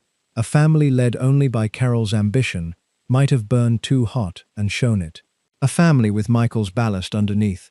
That ambition moved upward without ever seeming to strain, and the seeming was half the achievement, because in England, the appearance of effortlessness is the thing that the effort is all directed toward. The marriage worked as a partnership of complementary strengths, the drive and the ballast, and the children were raised inside a household that had both, which is a large part of why they turned out as steady as they did. Whatever else can be said about the Middletons, and the snobs said plenty, they were a functioning family, and the functioning was not luck. It was 2 people who fit together well, raising 3 children with attention and love, and a clear idea of where they were going. When the girl who had been trained for it finally stepped fully into the national life, the country got to watch the 3 generations of work pay off in public, over and over. Kate became, with William, first the Duchess of Cambridge, and then, after the old Queen died in 2022, and Charles came to the throne, the Princess of Wales. The title Diana had worn, another inheritance from the first outsider passed to the second. She stood at the centre of the great national occasions, the jubilees and the funeral of the Queen and the coronation of the new king, composed and correct and entirely equal to the role, and every time she did it, somewhere in the background, was her mother, the former air hostess, present and watching, the woman who had built the whole thing, and who never once stepped forward to claim the smallest share of the credit for it. That restraint was the last and hardest expression of the family style. Carole had spent her life learning to be present without being seen to push, to shape without appearing to grip, and at the summit of everything she held to it, letting her daughter have the light and taking, for herself, only the private knowledge of what she had made. To feel the full weight of what Carole built, you have to look hard at the woman whose place her daughter took. Because Diana is not a vague, cautionary figure in this story, she is the precise measure of the danger, and the specifics of why she was so exposed are the specifics that make Carole's achievement legible. The easy assumption is that Diana, an earl's daughter, an aristocrat born inside the world the Middletons spent a century approaching, must have had every advantage Kate lacked. The truth runs the other way. On the one thing that turned out to matter most, Diana had far less than Kate, not more. Her childhood had been marked by a rupture that never healed. Her parents separated when she was small, in a divorce so bitter it left scars on all the children, and there followed a custody battle of real ugliness, and a sense, carried into adulthood, of a family broken at the root. Her mother left the family home, her father held the children. The aristocratic apparatus around her was grand and cold and, at moments that counted, not on her side at all. When Diana was struggling inside her marriage, her own grandmother, a woman close to the royal household, was among those who took the institution's part, rather than the granddaughters, and that single fact tells you almost everything about the difference between the 2 outsiders. Diana came from a family with a title and land and centuries of pedigree, and when the crisis came, that family did not close ranks around her to protect her from the machine. Parts of it closed ranks with the machine against her. Then she was married, at 20, to a man whose heart was elsewhere, into an institution that treated her as an ornament and a womb and a problem, and she was left to face all of it essentially alone. The marriage carried, from early on, the presence of a third person, and Charles's long attachment to Camilla is not tabloid invention, but documented history that he himself came to acknowledge. Diana's response to the isolation, the eating disorder, the unhappiness, the growing sense that she was trapped inside a role that was consuming her, was the response of a young woman with no solid ground beneath her, no intact family to retreat into, no mother of the kind Kate had who would build a wall and stand at it. She fought the institution in the open, because she had no private shelter from which to endure it, and the open fight and the institution's cold response to it ground on until she came apart and left the family and died. The machine had needed her, taken her, and been utterly unable to keep her whole, and the reason it could not was that there was no family standing between her and its indifference. She faced the coldest institution in the country with almost nothing at her back. Now set beside that, the young woman who took her place and wore, in the end, her very title. Kate came from the bottom of the class system rather than the top of it, and by the metrics the aristocracy cared about, she was nothing. The great-granddaughter of miners, the daughter of a woman who had served drinks on aeroplanes. And on the one metric that decided which outsider survived, she was rich beyond anything Diana had possessed, because she had an intact family that functioned, and a mother who had spent a lifetime learning how to defend the people she loved, and who had studied Diana's destruction and built, in advance, the exact thing whose absence had killed her. Where Diana's family had fractured, Kate's held.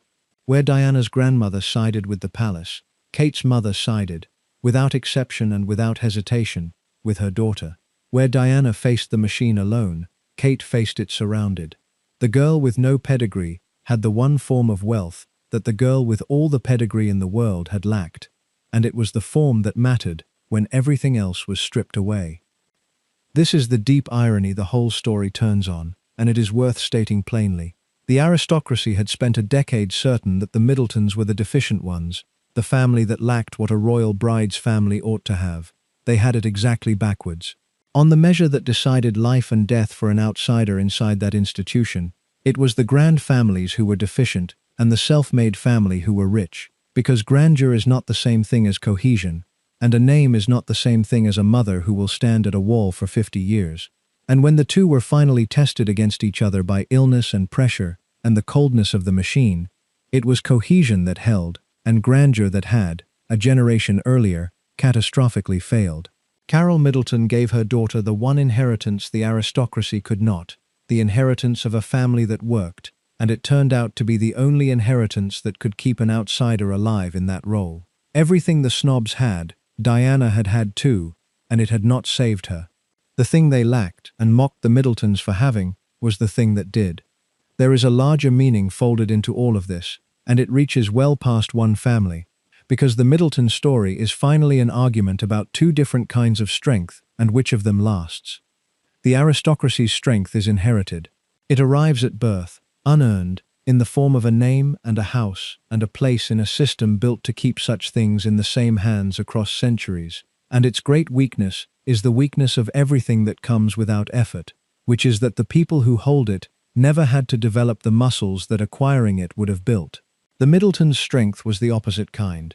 Every part of it had been earned, the money made rather than inherited, the polish learned rather than absorbed at birth, the cohesion built by two people who chose each other and raised their children with attention, rather than assumed by a bloodline. And earned strength, it turns out, is the more durable of the two, because the effort that produces it also produces the character that holds it together under pressure. The old families had the grandeur. The self-made family had the thing grandeur cannot manufacture, which is resilience, and resilience is what survives contact with catastrophe.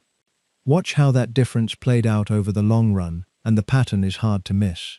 The aristocratic families in this story, for all their pedigree, kept producing fractures, divorces, cold childhoods, alliances of self-interest that turned against their own members when it mattered. The Middletons, with none of the pedigree, kept producing cohesion, a family that held through business failure and public mockery and serious illness and did not come apart. That is not an accident of temperament. It is what happens when a family is built by people who had to build it, rather than inherited by people who were simply born into its remains. Carole had constructed something real, with real load-bearing strength, because she had constructed it herself out of necessity, and the necessity had forced into it exactly the qualities that inherited grandeur never has to acquire, and therefore never has.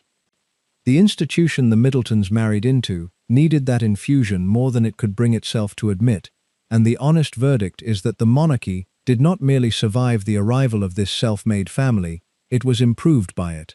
The crown had spent the modern era struggling with a coldness at its own center, a machinery that processed human beings and left them broken. And into that coldness came a family whose defining quality was warmth of a functional, load-bearing kind. The warmth that holds people together, rather than the sentimental sort that photographs well and does nothing. The habits that came in with the Middletons, the closeness, the ordinary family life, the grandmother present in the children's days, the refusal to hand every human function over to staff and distance, were habits the institution had lacked and needed, and they have begun to change what the family is from the inside. The snobs who feared the Middletons would drag the monarchy down, had it backwards once again. The Middletons brought the monarchy up, gave it a transfusion of exactly the human strength it had been missing, and the institution is warmer and more durable for having taken them in, whatever the old families thought they were protecting when they sneered. And here is the thing about the sneering, seen from the far end. It has vanished. The coded contempt that filled a decade, the jokes about doors and gum and toilets, the glossy cruelty about climbing plants, the whole apparatus of drawing-room disdain that was aimed at Carole Middleton for years, has left almost no mark on the world, because it was never building anything, it was only defending a position that was already lost. The people who deployed it are forgotten, their names attached to nothing, their wit remembered by no one. What Carole built endures. The family stands, the daughter is a princess and the mother of a king to come, the grandchildren are in the line of succession, and the woman who was supposed to be too common for the room is now woven so far into the story of the monarchy that she cannot be removed from it. The contempt was loud in its moment and is silent now. The building was patient and is permanent. That is usually how it goes between the people who sneer and the people who build, and it is worth marking, because the sneering felt, at the time, like it might actually win, and it never had a chance, because you cannot mock a thing out of existence once it has been properly made. The clearest proof of the permanence is in the children, because the Middleton story is no longer only a story about the past, it runs forward now, into the future of the crown itself. Carole's eldest grandson, George, is a future king. The boy who will one day sit on the throne of the United Kingdom carries in his blood the line that ran down into the County Durham coal seams, the Pitt families, and the labourers, and the girl from the Southall council flat, and he is being raised, by his parents, substantially in the way Carole raised hers.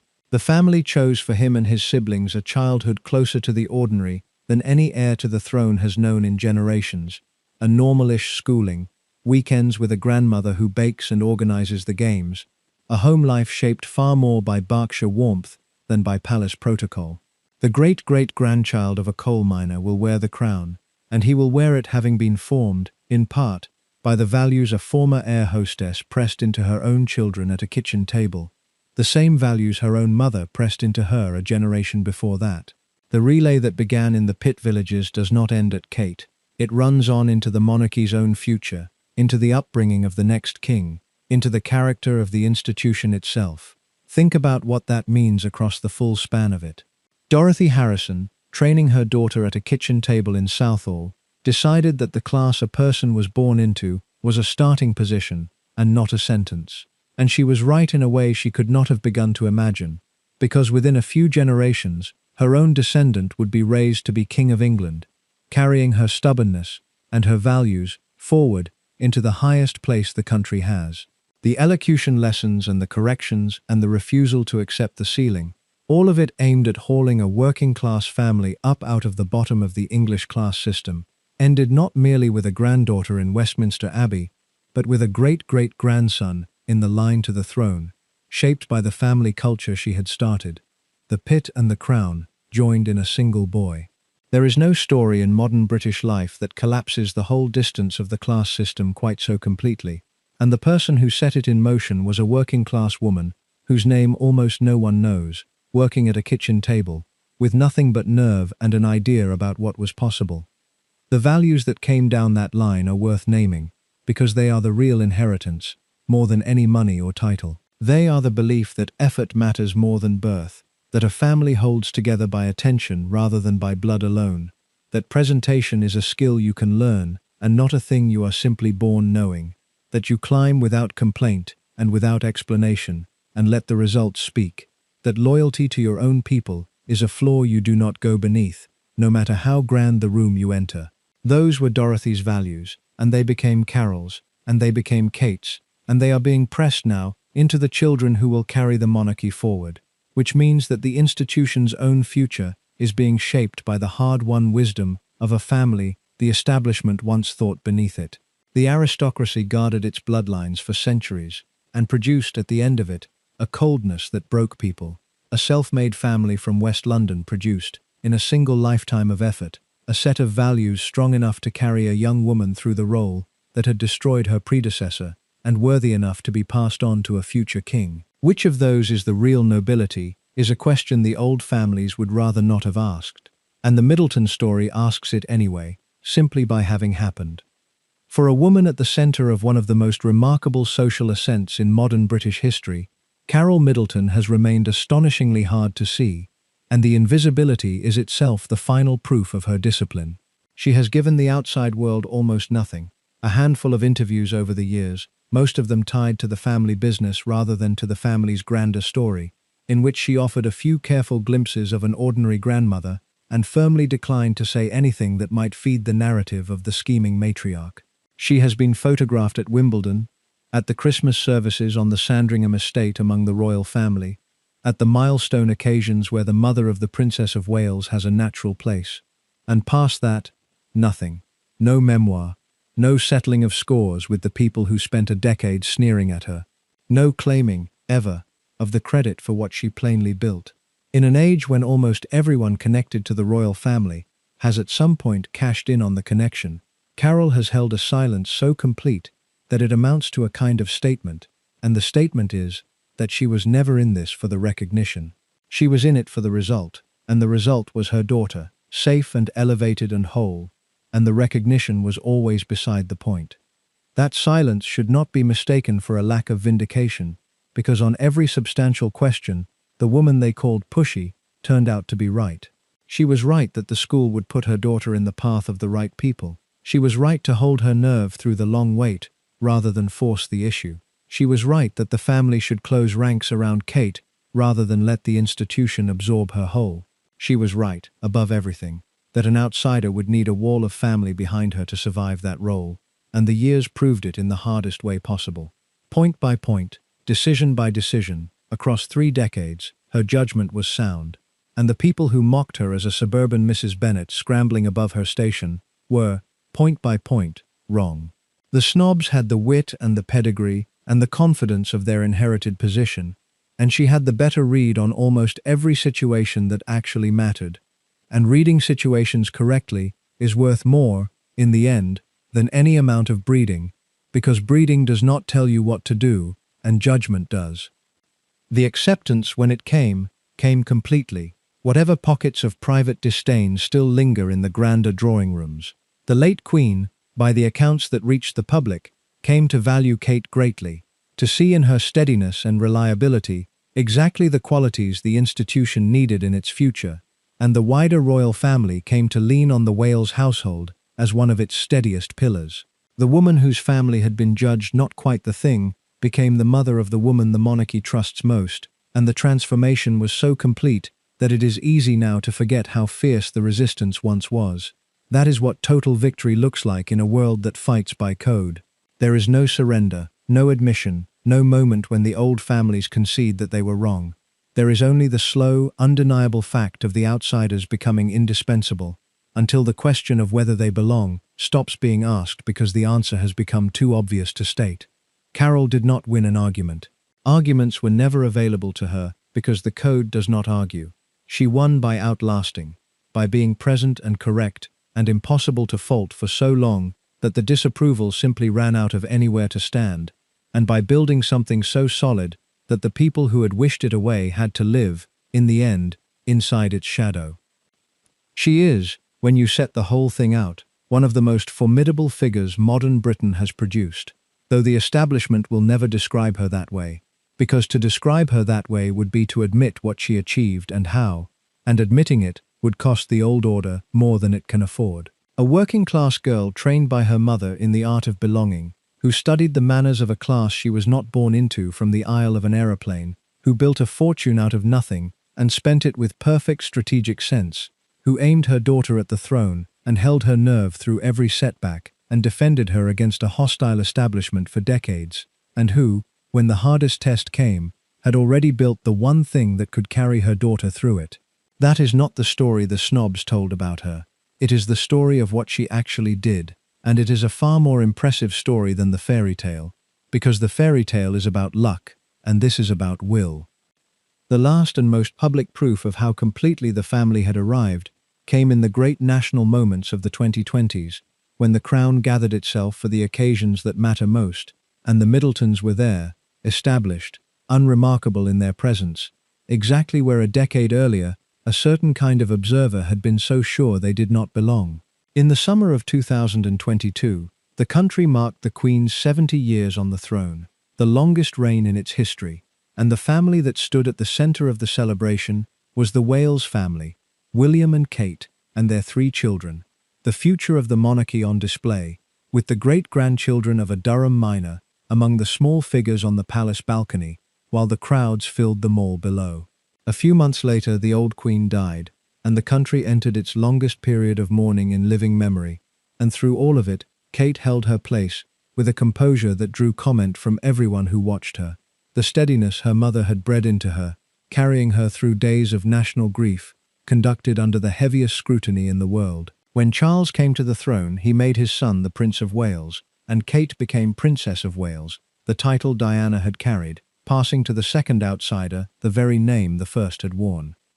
Then, in the spring of 2023, came the coronation of the new king in Westminster Abbey, in the same ancient room where, 12 years earlier, Kate had walked up the aisle in a secret dress, while a section of the aristocracy watched her mother from the corners of their eyes. Now the mother was back in that same church, no longer a subject of coded whispers about whether she belonged, but an established member of the family at the very center of the state, present at the crowning of a king. Carole and Michael Middleton were there for it, the former air hostess and the airline dispatcher, seated in Westminster Abbey for the coronation of the monarch, and the distance between that seat and the Southall Council flat where Carole's mother had trained her to speak correctly, is the whole story of this family compressed into a single afternoon. The room that had been so unsure of them once could no longer imagine itself without them. The people who had joked about doors and gum had faded into nothing, and the Middletons remained, fixtures now at the crown's most sacred occasions, in the very building where the sneering set had once been so certain they would never truly belong. None of it had been inevitable, and that is the thing to hold on to, because the completeness of the victory can make it look, in hindsight, as though it could only ever have ended this way. It could have ended 100 other ways. The relationship could have failed in the split and never recovered. The snobbery could have done its slow work and worn William down until he chose someone the drawing rooms approved of. The long wait could have broken Kate's nerve, or the press could have found the crack that turned weighty Katie from a cruel joke into a genuine wound. At any of a dozen points the climb could have stalled or reversed, and the family could have been left where so many strivers are left, close to the summit and permanently short of it, a cautionary tale about reaching too high. That it did not end that way was not luck. It was the product of a family that made the right decision at each of those dozen points, held its nerve when nerve was the only thing that would serve, and was guided, at every turn, by a mother who read each situation correctly and acted on the reading. Take Carole out of the story, and it is easy to imagine it ending in failure at any number of those junctions. Leave her in, and it becomes, in retrospect, a masterclass in patience and judgment, conducted over 30 years against people who held every advantage except the one that mattered. To understand her method is to understand something that runs against almost everything the present moment values, because Carole Middleton played a game measured in decades in an age that measures everything in days. She invested in position rather than display, in the rooms her children would stand in 20 years later, rather than in anything that would show a return that season. She refused, at every provocation, to react, because reacting was the mistake that gave the game away, and she had the rarest form of discipline there is, the discipline to do nothing when doing nothing was correct, to absorb insult without answering it, to let her enemies overreach while she stayed composed, and let the long arithmetic work in her favor. She understood that in England the appearance of ease is the thing the effort is directed toward, and so she hid the effort completely, presenting to the world only the finished surface while the machinery ran out of sight. And she understood people, read them the way she had learned to read the passengers in an aircraft cabin, sorting the real from the performed, knowing exactly how much a thing was worth, and exactly how long to wait for it. These are not glamorous skills. They do not photograph well or make for a stirring headline. They are the skills of a strategist playing a very long game, and they carried a family from the bottom of the class system to the steps of the throne, while the people who mocked her congratulated themselves on their wit and lost. What the Middleton warmth brought into the monarchy did not stop at the private door of the family, and this is where the story reaches its largest claim, because the influence has begun to show in the public work of the crown itself. The generation the Middletons married into is remaking the monarchy into something warmer and more engaged than the remote institution it inherited, and the direction of that change runs unmistakably toward the values a Berkshire family brought with it. Kate made her signature cause the early years of childhood, the first stretch of a person's life, launching a dedicated centre for the study of it, and campaigning to put the importance of those years in front of the country. And there is something fitting in the daughter of a woman who understood the shaping power of a good upbringing, devoting her public life to exactly that subject.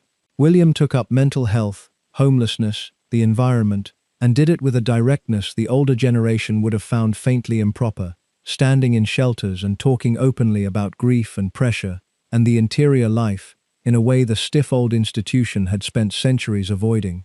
The family that came in from the outside brought an ease with ordinary human difficulty that the crown had lacked, and that ease is now part of how the monarchy presents itself to the country. You can trace the openness back to the family that arrived with it.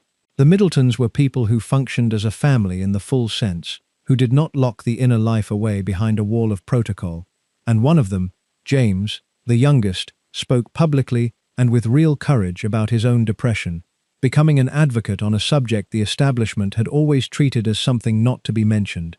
That willingness to be human in public, to admit difficulty, to treat the interior life as real rather than as something to be managed out of sight, came into the family from the Berkshire side, and it has spread.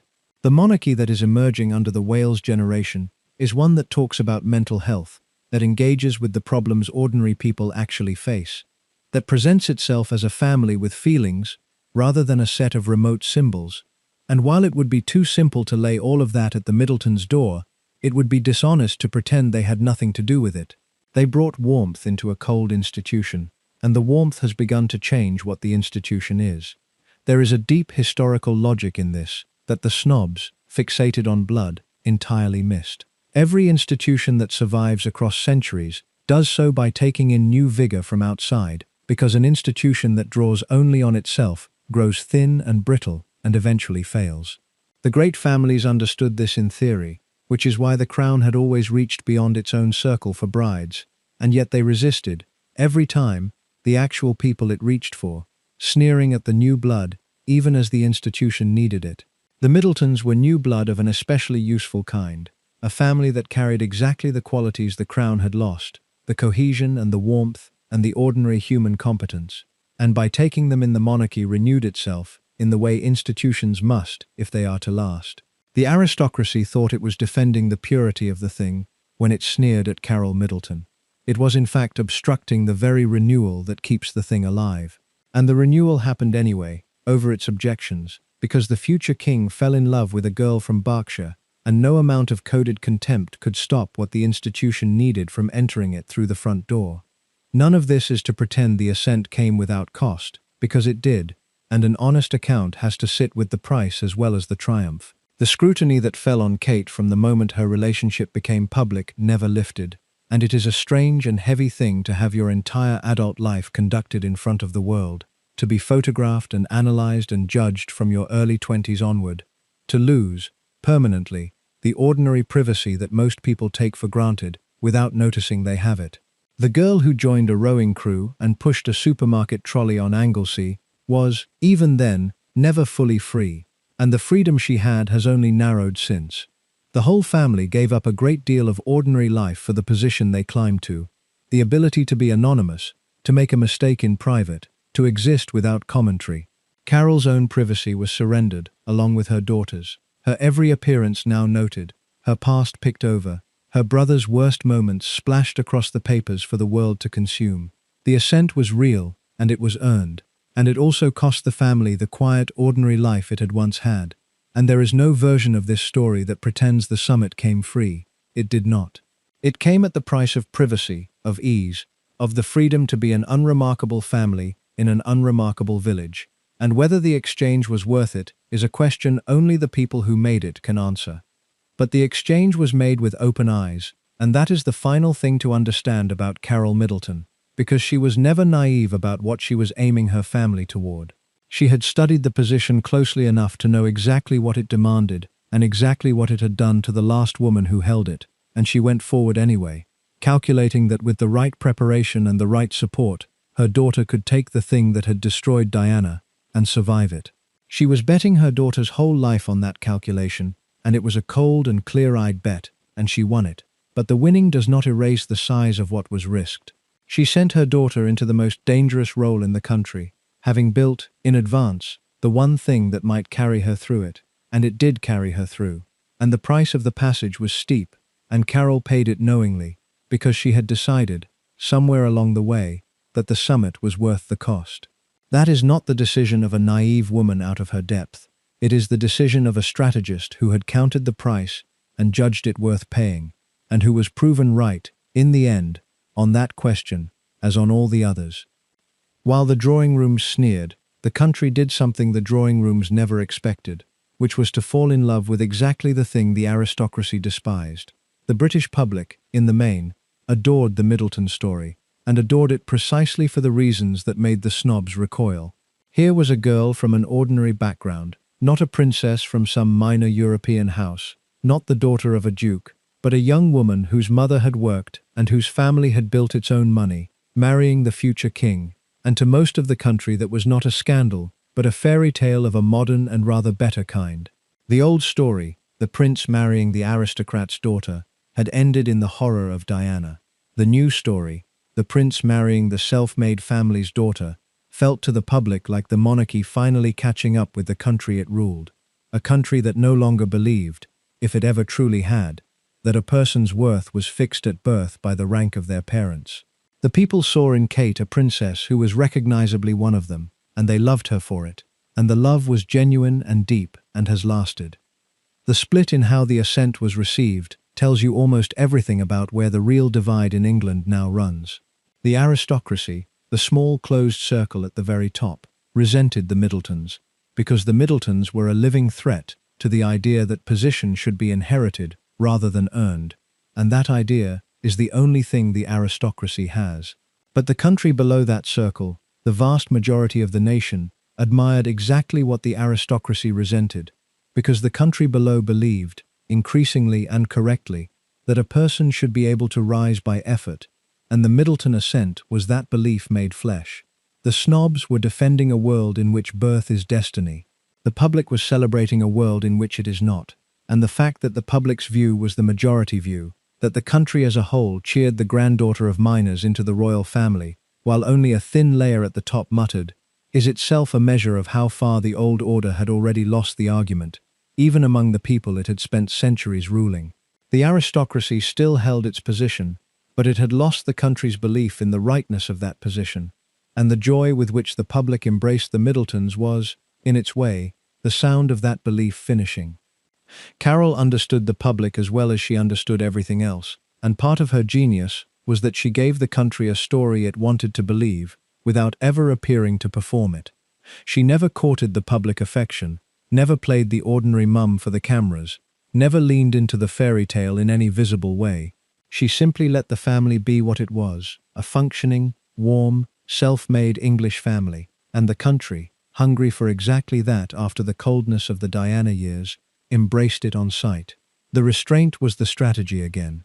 A woman who had tried to sell the public a heartwarming story would have been seen through in a moment.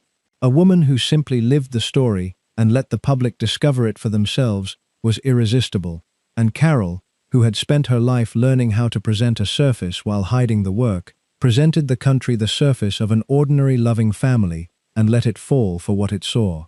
The aristocracy watched the public adore the Middletons and could not understand it, because the aristocracy was measuring by a scale the public had stopped using, and while the snobs consulted their obsolete rankings, the country simply took the Middletons to its heart and would not be talked out of it. There is an old comparison that gets made about Carole, and it is worth examining, because the way it both fits and fails is revealing. She is sometimes likened to Mrs. Bennet, the mother from Jane Austen's novel, who schemes with almost comic determination to marry her daughters into money and rank. And on the surface, the comparison lands: the ambitious mother, the marriageable daughters, the relentless focus on a good match. But the comparison falls apart the moment you press it, and the way it falls apart shows what is actually remarkable about Carole. Mrs. Bennet is a figure of fun because she is foolish, loud, transparent in her scheming, forever giving the game away by wanting it too obviously and pursuing it too clumsily.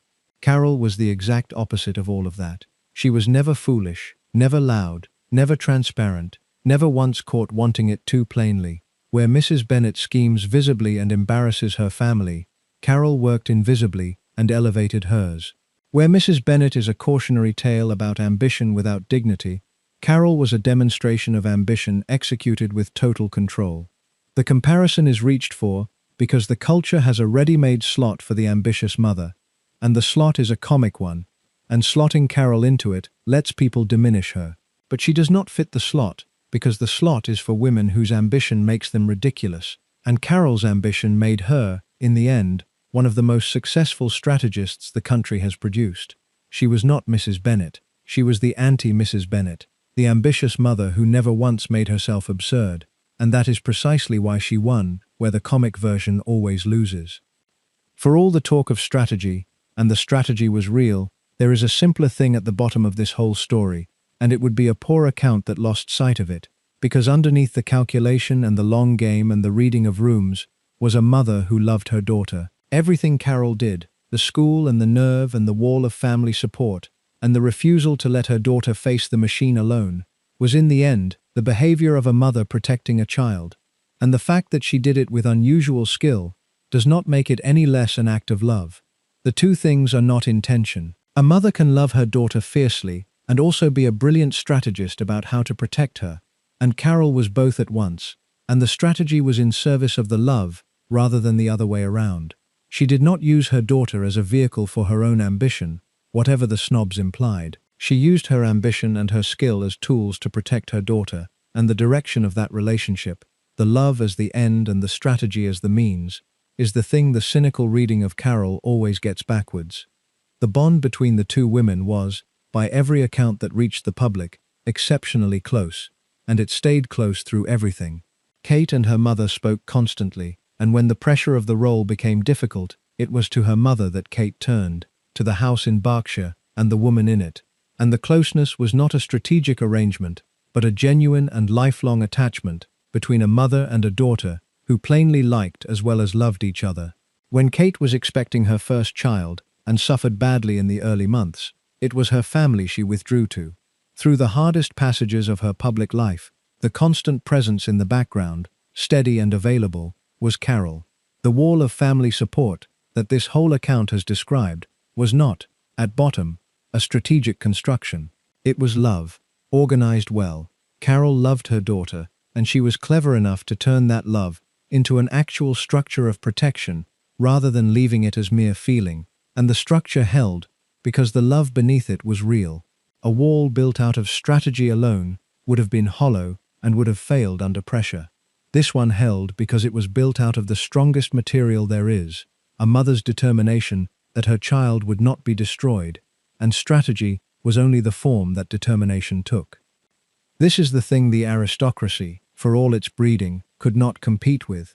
Because you cannot inherit a mother's love, you can only have it or not have it, and Diana, for all her pedigree, had not had it in the form Kate did. The tragedy of Diana was in large part the tragedy of a woman who lacked exactly this, a mother and a family who would build a wall around her and stand at it without fail. Kate had it, and it made all the difference, and the reason she had it was that her mother was a particular kind of woman, fierce and loving and skilled, who had decided long before it was needed that her daughter would never face the world without her family at her back. The snobs measured the Middletons by blood and found them wanting. They never thought to measure them by love, which is the measure that actually decided the outcome, and by that measure, the family from Berkshire was rich beyond anything the grand houses could match. The one thing that could keep an outsider alive inside that institution was a mother who loved her enough to protect her properly, and that was the one thing no amount of aristocratic breeding could supply, and the one thing Carole Middleton had in abundance. Understand, too, how rare the whole thing is, because it is easy to lose the improbability of it in the smoothness of the finished story. A sense like this almost never happen. The English class system, for all that it has loosened, remains one of the more rigid in the developed world, and the distance the Middletons travelled, from labourers and miners at the bottom to the steps of the throne at the top, in the space of a few generations, is not a distance that families typically cover. Most families that begin where the goldsmiths began stay within sight of where they began. The barriers are real, the disadvantages compound, and the doors that the Middletons walked through are, for the overwhelming majority of families in their position, doors that never open. What Carole and her mother and her daughter achieved is not a normal outcome that anyone with enough effort can reach. It is an extraordinary outcome, achieved by an unusual combination of talent and nerve and timing, and, yes, some luck, against odds that defeat almost everyone who faces them. The story should not be read as proof that the class system is now fair, because it is not. And for every Middleton family that climbs the whole height, there are countless others with the same effort and the same nerve who never get near the top, held down by barriers that no amount of will can move. The Middleton ascent is remarkable precisely because it is rare, and treating it as ordinary would be to miss the thing that makes it worth telling. There is one more reason this marriage held where the earlier one shattered, and it sits alongside the family support rather than apart from it, because the two young people at the center of it knew each other in a way the previous royal couple never had the chance to. Charles and Diana had met only a handful of times before they married, near strangers pushed together by dynasty and circumstance, two people who barely knew one another, standing up in front of the world to promise a lifetime, and the gulf between them was there from the start and only widened. William and Kate were the opposite case in every respect. They had been together for the better part of a decade before they married, had been friends before they were a couple, had lived in the same student flat, had built a real and tested relationship over years, had even weathered a breakup and chosen to come back to each other, which is its own kind of proof. By the time they married, they knew each other completely, faults and all, and the marriage rested on genuine knowledge and genuine choice, rather than on the thin ceremony of two people meeting a few times and being told to wed.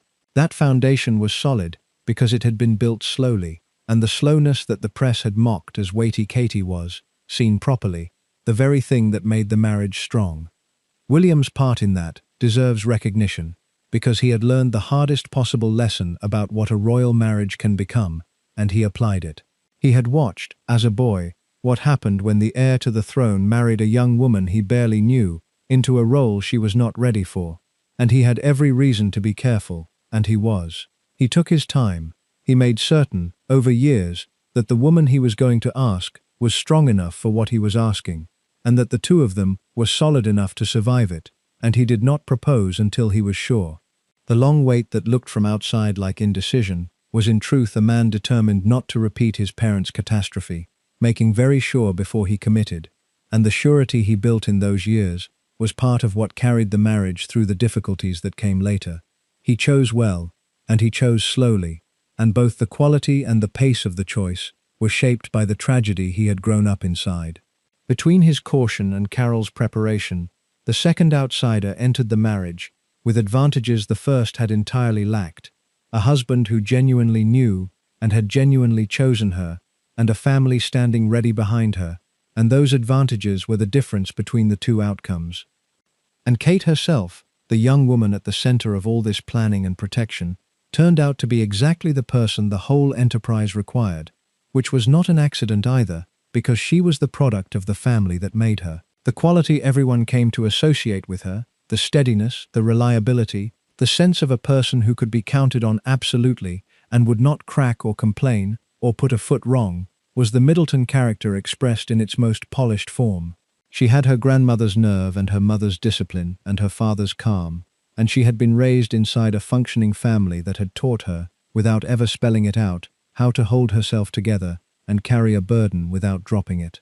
The monarchy came to rely on her precisely because she was reliable, and she was reliable because of where she came from, because a family had built into her the strength that the role would demand. The aristocracy had looked at that family and seen a deficiency of blood.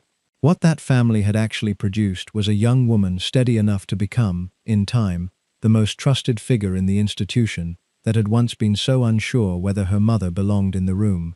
The product spoke for the process. Kate was what the Middleton climb had been for, and she was equal to it. And her being equal to it was the vindication of everything her mother and grandmother had done to prepare her for a role none of them, at the start, could have known she would ever be asked to fill. It is worth taking the claim at the heart of this whole story and examining it honestly one last time, because the phrase that the palace never wanted her is a headline, and headlines collapse things that need to be kept separate. There was never a single unified body called the palace that held one clear view of Carole Middleton.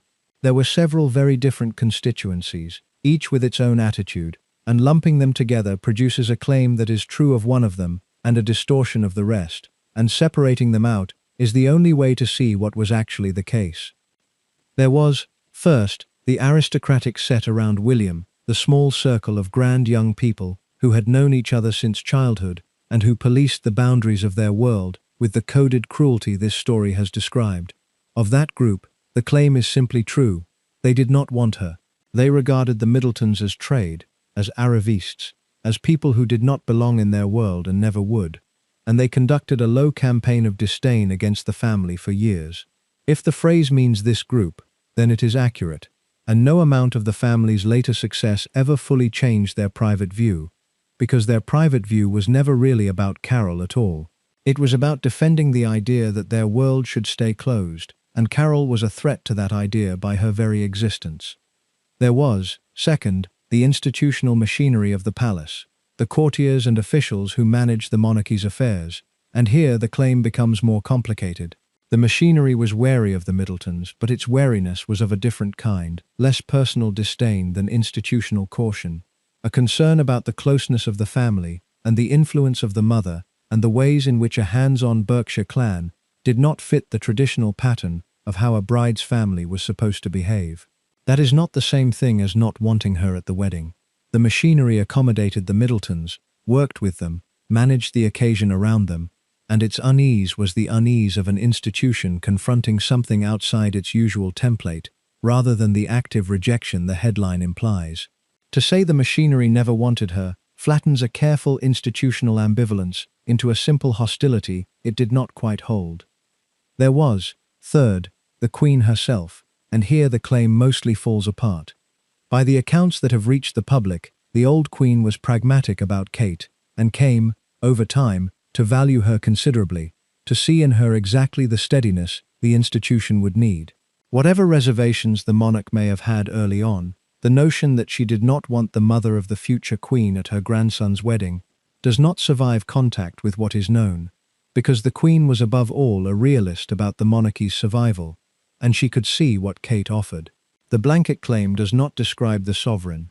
And there was, fourth and most obviously, William, who chose Carole's daughter, who wanted her enough to marry her against the muttering of his own set, and for whom the idea that he did not want his own wife's mother at his own wedding is simply absurd. The person whose wedding it was wanted the bride, and wanting the bride meant welcoming her family, and the whole coded campaign of the aristocratic set was aimed, in the end, at a decision that was not theirs to make, and that the groom made in the Middletons' favor. So the honest picture is this: a specific and powerful faction genuinely did not want Carole Middleton, and conducted a decade of deniable contempt to make the point. The institution was wary of her in a more measured, less personal way. The Queen came to value what her family offered. The groom wanted her, and the public adored her. The headline that the palace never wanted her is true of the faction and false or misleading of everyone else, and the reason it persists is that the faction's disdain was the loudest and most quotable part of the story, the part that made for the best copy. But the fuller truth is more interesting than the headline, because the fuller truth is that Carole Middleton faced real and powerful opposition from one quarter, and won anyway, not by defeating that opposition, but by rendering it irrelevant, because the people who mattered, the groom and the queen and the public, were never against her, and the faction that was could do nothing but mutter, as the wedding it disapproved of went ahead without its permission. She was the woman a section of the aristocracy never wanted, and she became the woman the institution, the sovereign, the groom, and the country could not do without, and the gap between those two facts is the whole measure of what she achieved. Go back for a moment to the aeroplane, because the years Carole spent in that cabin were the crucible of everything she became, and they are too easily passed over as a mere job when they were in fact the finest education in class she could have received. British air travel, in the middle of the 1970s, was still a relatively exclusive world. Flying was expensive, and the people who filled the cabins of long-haul aircraft were, in the main, the people with money and standing, the businessmen and the wealthy and the members of the establishment moving across the world in a way most of the country could not afford to do. And moving among them, hour after hour, flight after flight, was a working-class girl from Southall in a tailored uniform, close enough to study them at leisure, invisible enough that they behaved in front of her as though she were not fully there. Consider what an observation post that was.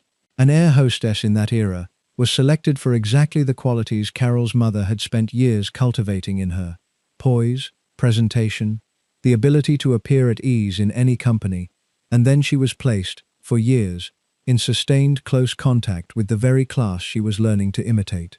She watched how they spoke to one another and how they spoke to her.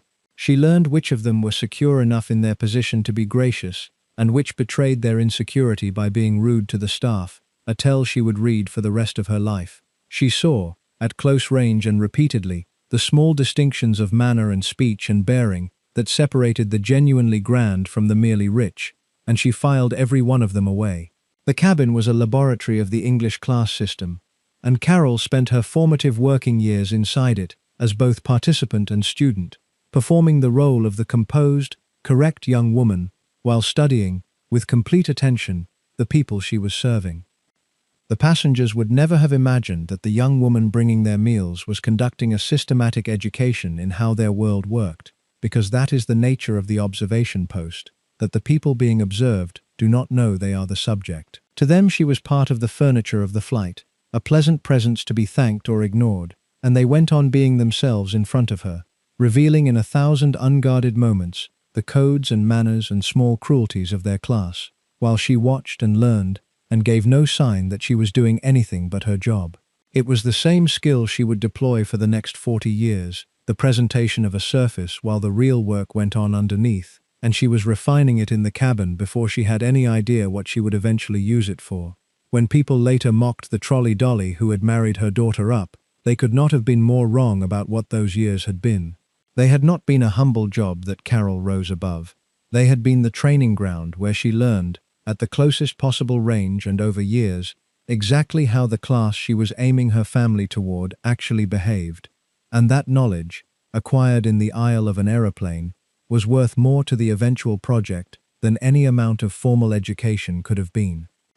There is a neatness to it that the story rarely notices. The single detail the snobs seized on hardest, that Kate's mother had been an air hostess, that she had served drinks for a living, was the exact detail that explained why Carole was so good at the game they thought her incapable of playing. They mocked the job as proof of her lowness. The job was in fact the source of her mastery. She had spent years being paid to study the upper classes at close range, learning their codes from the inside of their own cabins, and she brought that hard-won knowledge to bear on the project of elevating her family, and it worked, in part, because she understood the people she was dealing with better than they understood her. The observation post had given her the intelligence, and she used the intelligence, and the class that had unknowingly educated her in its own manners, lost, in the end, to the woman it had regarded as beneath its notice. The trolley dolly had been taking notes the entire time, and the notes were the foundation of everything that followed. The wedding did not happen in a vacuum, and part of why it landed the way it did has everything to do with the state of the country that watched it. In the spring of 2011, Britain was a subdued and anxious place. The financial crisis of a few years earlier had hardened into a long austerity, public spending cut to the bone, the national mood flat and worried, and short of things to feel good about. Into that grey stretch came a royal wedding, a bank holiday, a burst of colour and ceremony and street parties up and down the country, and a nation that had not had much to celebrate seized on it with a kind of hunger. Millions watched. Towns closed their roads and set out trestle tables. For a single day the anxious mood lifted, and the country gave itself over to a spectacle of continuity and hope, and the timing of that, the wedding arriving exactly when the nation most needed a lift, was part of what fixed it so firmly in the public heart.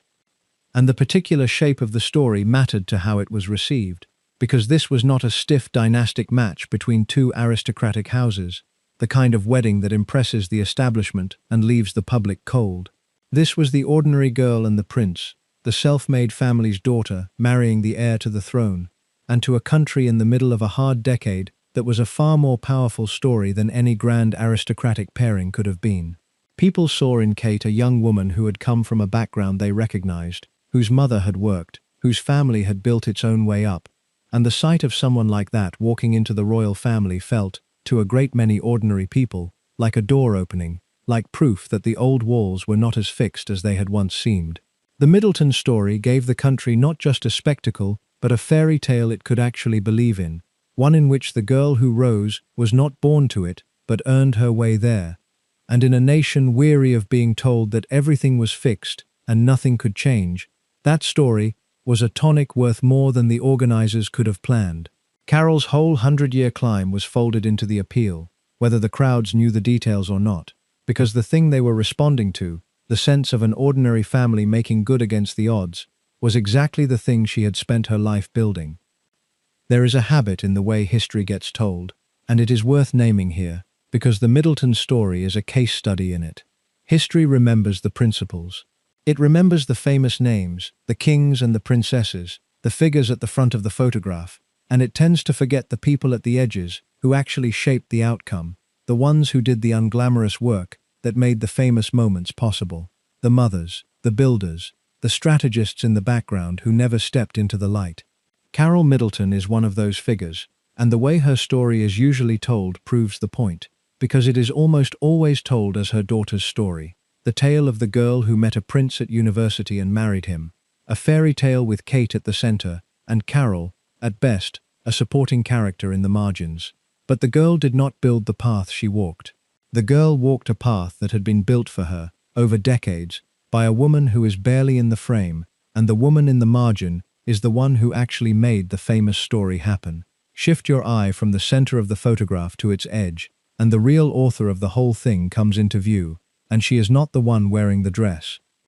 This is the deeper reason a story like this is worth telling properly, because the history that lives at the edges, in the lives of the people the official version leaves out, is very often the truest history there is. The famous moments are the visible tip of long invisible labor, and the labor is almost always done by people whose names do not make the headlines, the mothers and the outsiders, and the ones who worked in the background while others took the credit. Carole Middleton spent her life in that background by choice, building and protecting and never once stepping forward to claim what she had made. And the result is that the most consequential figure in one of the great social ascents of modern Britain is also one of the least understood, a woman hidden in plain sight at the edge of a story everyone thinks they know. To tell it properly is to move her from the margin to the center where she belongs, and to see, once she is there, that the fairy tale of the girl and the prince was never really the girl's story at all. It was her mother's and her grandmother's before that. And the girl in the dress was the last runner in a relay the world only noticed at the finish line. There is one thing about Carole Middleton that no research can recover, and it is worth admitting at the end, because it is the natural limit of any account of her. We can reconstruct what she did. We cannot reconstruct what it cost her, because she never let it show, and the concealment was so total and so lifelong that her interior life remains, finally, closed to us. We know the decisions she made and the strategy she followed, and the results she achieved. We do not know what she felt while she made them, because feeling was the one thing she never displayed, and a person who spends her whole life presenting a flawless surface leaves, in the end, no reliable record of what moved behind it. Consider what must have moved behind it, even if we cannot see it directly. A decade of coded contempt from people who thought her beneath them, absorbed without a flicker of reaction, because reacting would have handed them the win. That absorption was not the absence of feeling, it was the mastery of it, the discipline to swallow insult after insult and give no sign, and the cost of that kind of self-command is something we can guess at, but never measure, because she never once let the guess become a certainty. She carried it all in private, the disdain and the pressure and the fear for her daughter and, at the summit of everything, the absence of her own mother, who had started the climb and had not lived to see it end. What it was to stand in Westminster Abbey having reached the place your whole family had aimed at for a century, while the woman who set it in motion was not there to see it, is a weight we can name but not feel, because the person carrying it declined, as she declined everything, to reveal what it did to her. And that opacity is itself the last expression of her control. The composure that served as her armor against a hostile world is also the reason she remains, at the close of her own story, an enigma, a woman we can admire and reconstruct and explain, and cannot fully know. She built a wall around her daughter, and she built a wall around herself too, and the second wall has held so completely that even now, with the whole ascent visible and the strategy laid bare, the woman at the center of it keeps her own counsel, gives nothing away, remains behind the flawless surface she spent a lifetime perfecting. Perhaps that is exactly as she would want it. She was never in this to be understood. She was in it to protect her family and to place her daughter safely at the summit, and she did both, and she did them without ever letting the world see what they cost her, and the not letting the world see was, from the girl at the kitchen table to the woman in the powder blue coat, the whole discipline of her life. It says something, too, that people cannot agree on what to make of her, because the disagreement is really a disagreement about ourselves. Look at Carole Middleton and call her a schemer, a social climber who worked the system to place her daughter on a throne, and you have revealed that you believe position ought to be inherited and that reaching for it is a kind of trespass. Look at the same woman and call her a heroine, a mother who built her family up by talent and nerve and protected her daughter against an establishment that despised them. And you have revealed that you believe worth is earned and that the reaching is admirable. The facts are the same in both readings. The judgment flips entirely on what the person judging believes about class and merit, and whether the walls between people should hold. Carole is a mirror, and the country has been looking into her for years, and seeing, in the reflection, its own divided mind about whether birth or effort should decide a life. The aristocracy looked and saw a trespasser. The public looked and saw one of their own made good. And which of those you see when you look at the woman in the powder blue coat tells you, in the end, less about her than about you. So return one last time to Westminster Abbey on the 29th of April, 2011, and to the woman in the powder blue coat, walking the length of the nave, while 2 billion people watch, and a section of the room wonders how she came to be there. You know now what you did not know at the start. You know that inside that composed and upright figure was 100 years of climbing, and 3 generations of women, and a will that had never once faltered across the whole distance, from the pit villages of County Durham to the steps of the throne. You know that the ease she wore was not ease at all, but the hardest won discipline in the building. You know that the disapproval running under the organ music was real, and that it was also, already, defeated, because the wedding was happening, and there was nothing the disapproval could do. And you know that the ring on her daughter's finger, the dead princess's sapphire, carried a question that only the woman in the blue coat had thought seriously about, and that her answer to it, built over decades before anyone knew it would be needed, was the reason the story that began that morning would not end the way the last one had. The distance she traveled is worth holding in the mind whole, because it is almost too large to take in piece by piece. Her mother's people went down into the Durham coal seams in the dark, and came up grey, and did it again the next day for the whole of their lives, generation after generation, a family that produced one outcome and expected no other. Her mother, Dorothy, decided at a kitchen table in a Southall council flat that the ceiling was not fixed, and pressed that belief into her daughter, along with the elocution lessons and the corrections and the appetite for more. Her daughter, Carole, built a fortune out of birthday plates, spent it with perfect judgment on the schools that would put her own children in the right rooms, held her nerve through a decade of coded contempt, and aimed the whole enterprise at the throne. And her granddaughter, Kate, carrying everything the two women before her had put into her, walked up the aisle of the oldest ceremonial room the monarchy owns, and married the man who would be king. The pit and the crown, joined by a single unbroken line of women, none of them ever in a hurry, each one shoving the next a rung higher, across a century, until the great-great-grandchild of a coal miner stood in the line of succession to the throne of the United Kingdom. There is no larger climb in modern British life, and it was made by three ordinary women with nothing but nerve and love and a refusal to accept the place they had been assigned. And the woman who started it did not live to see it.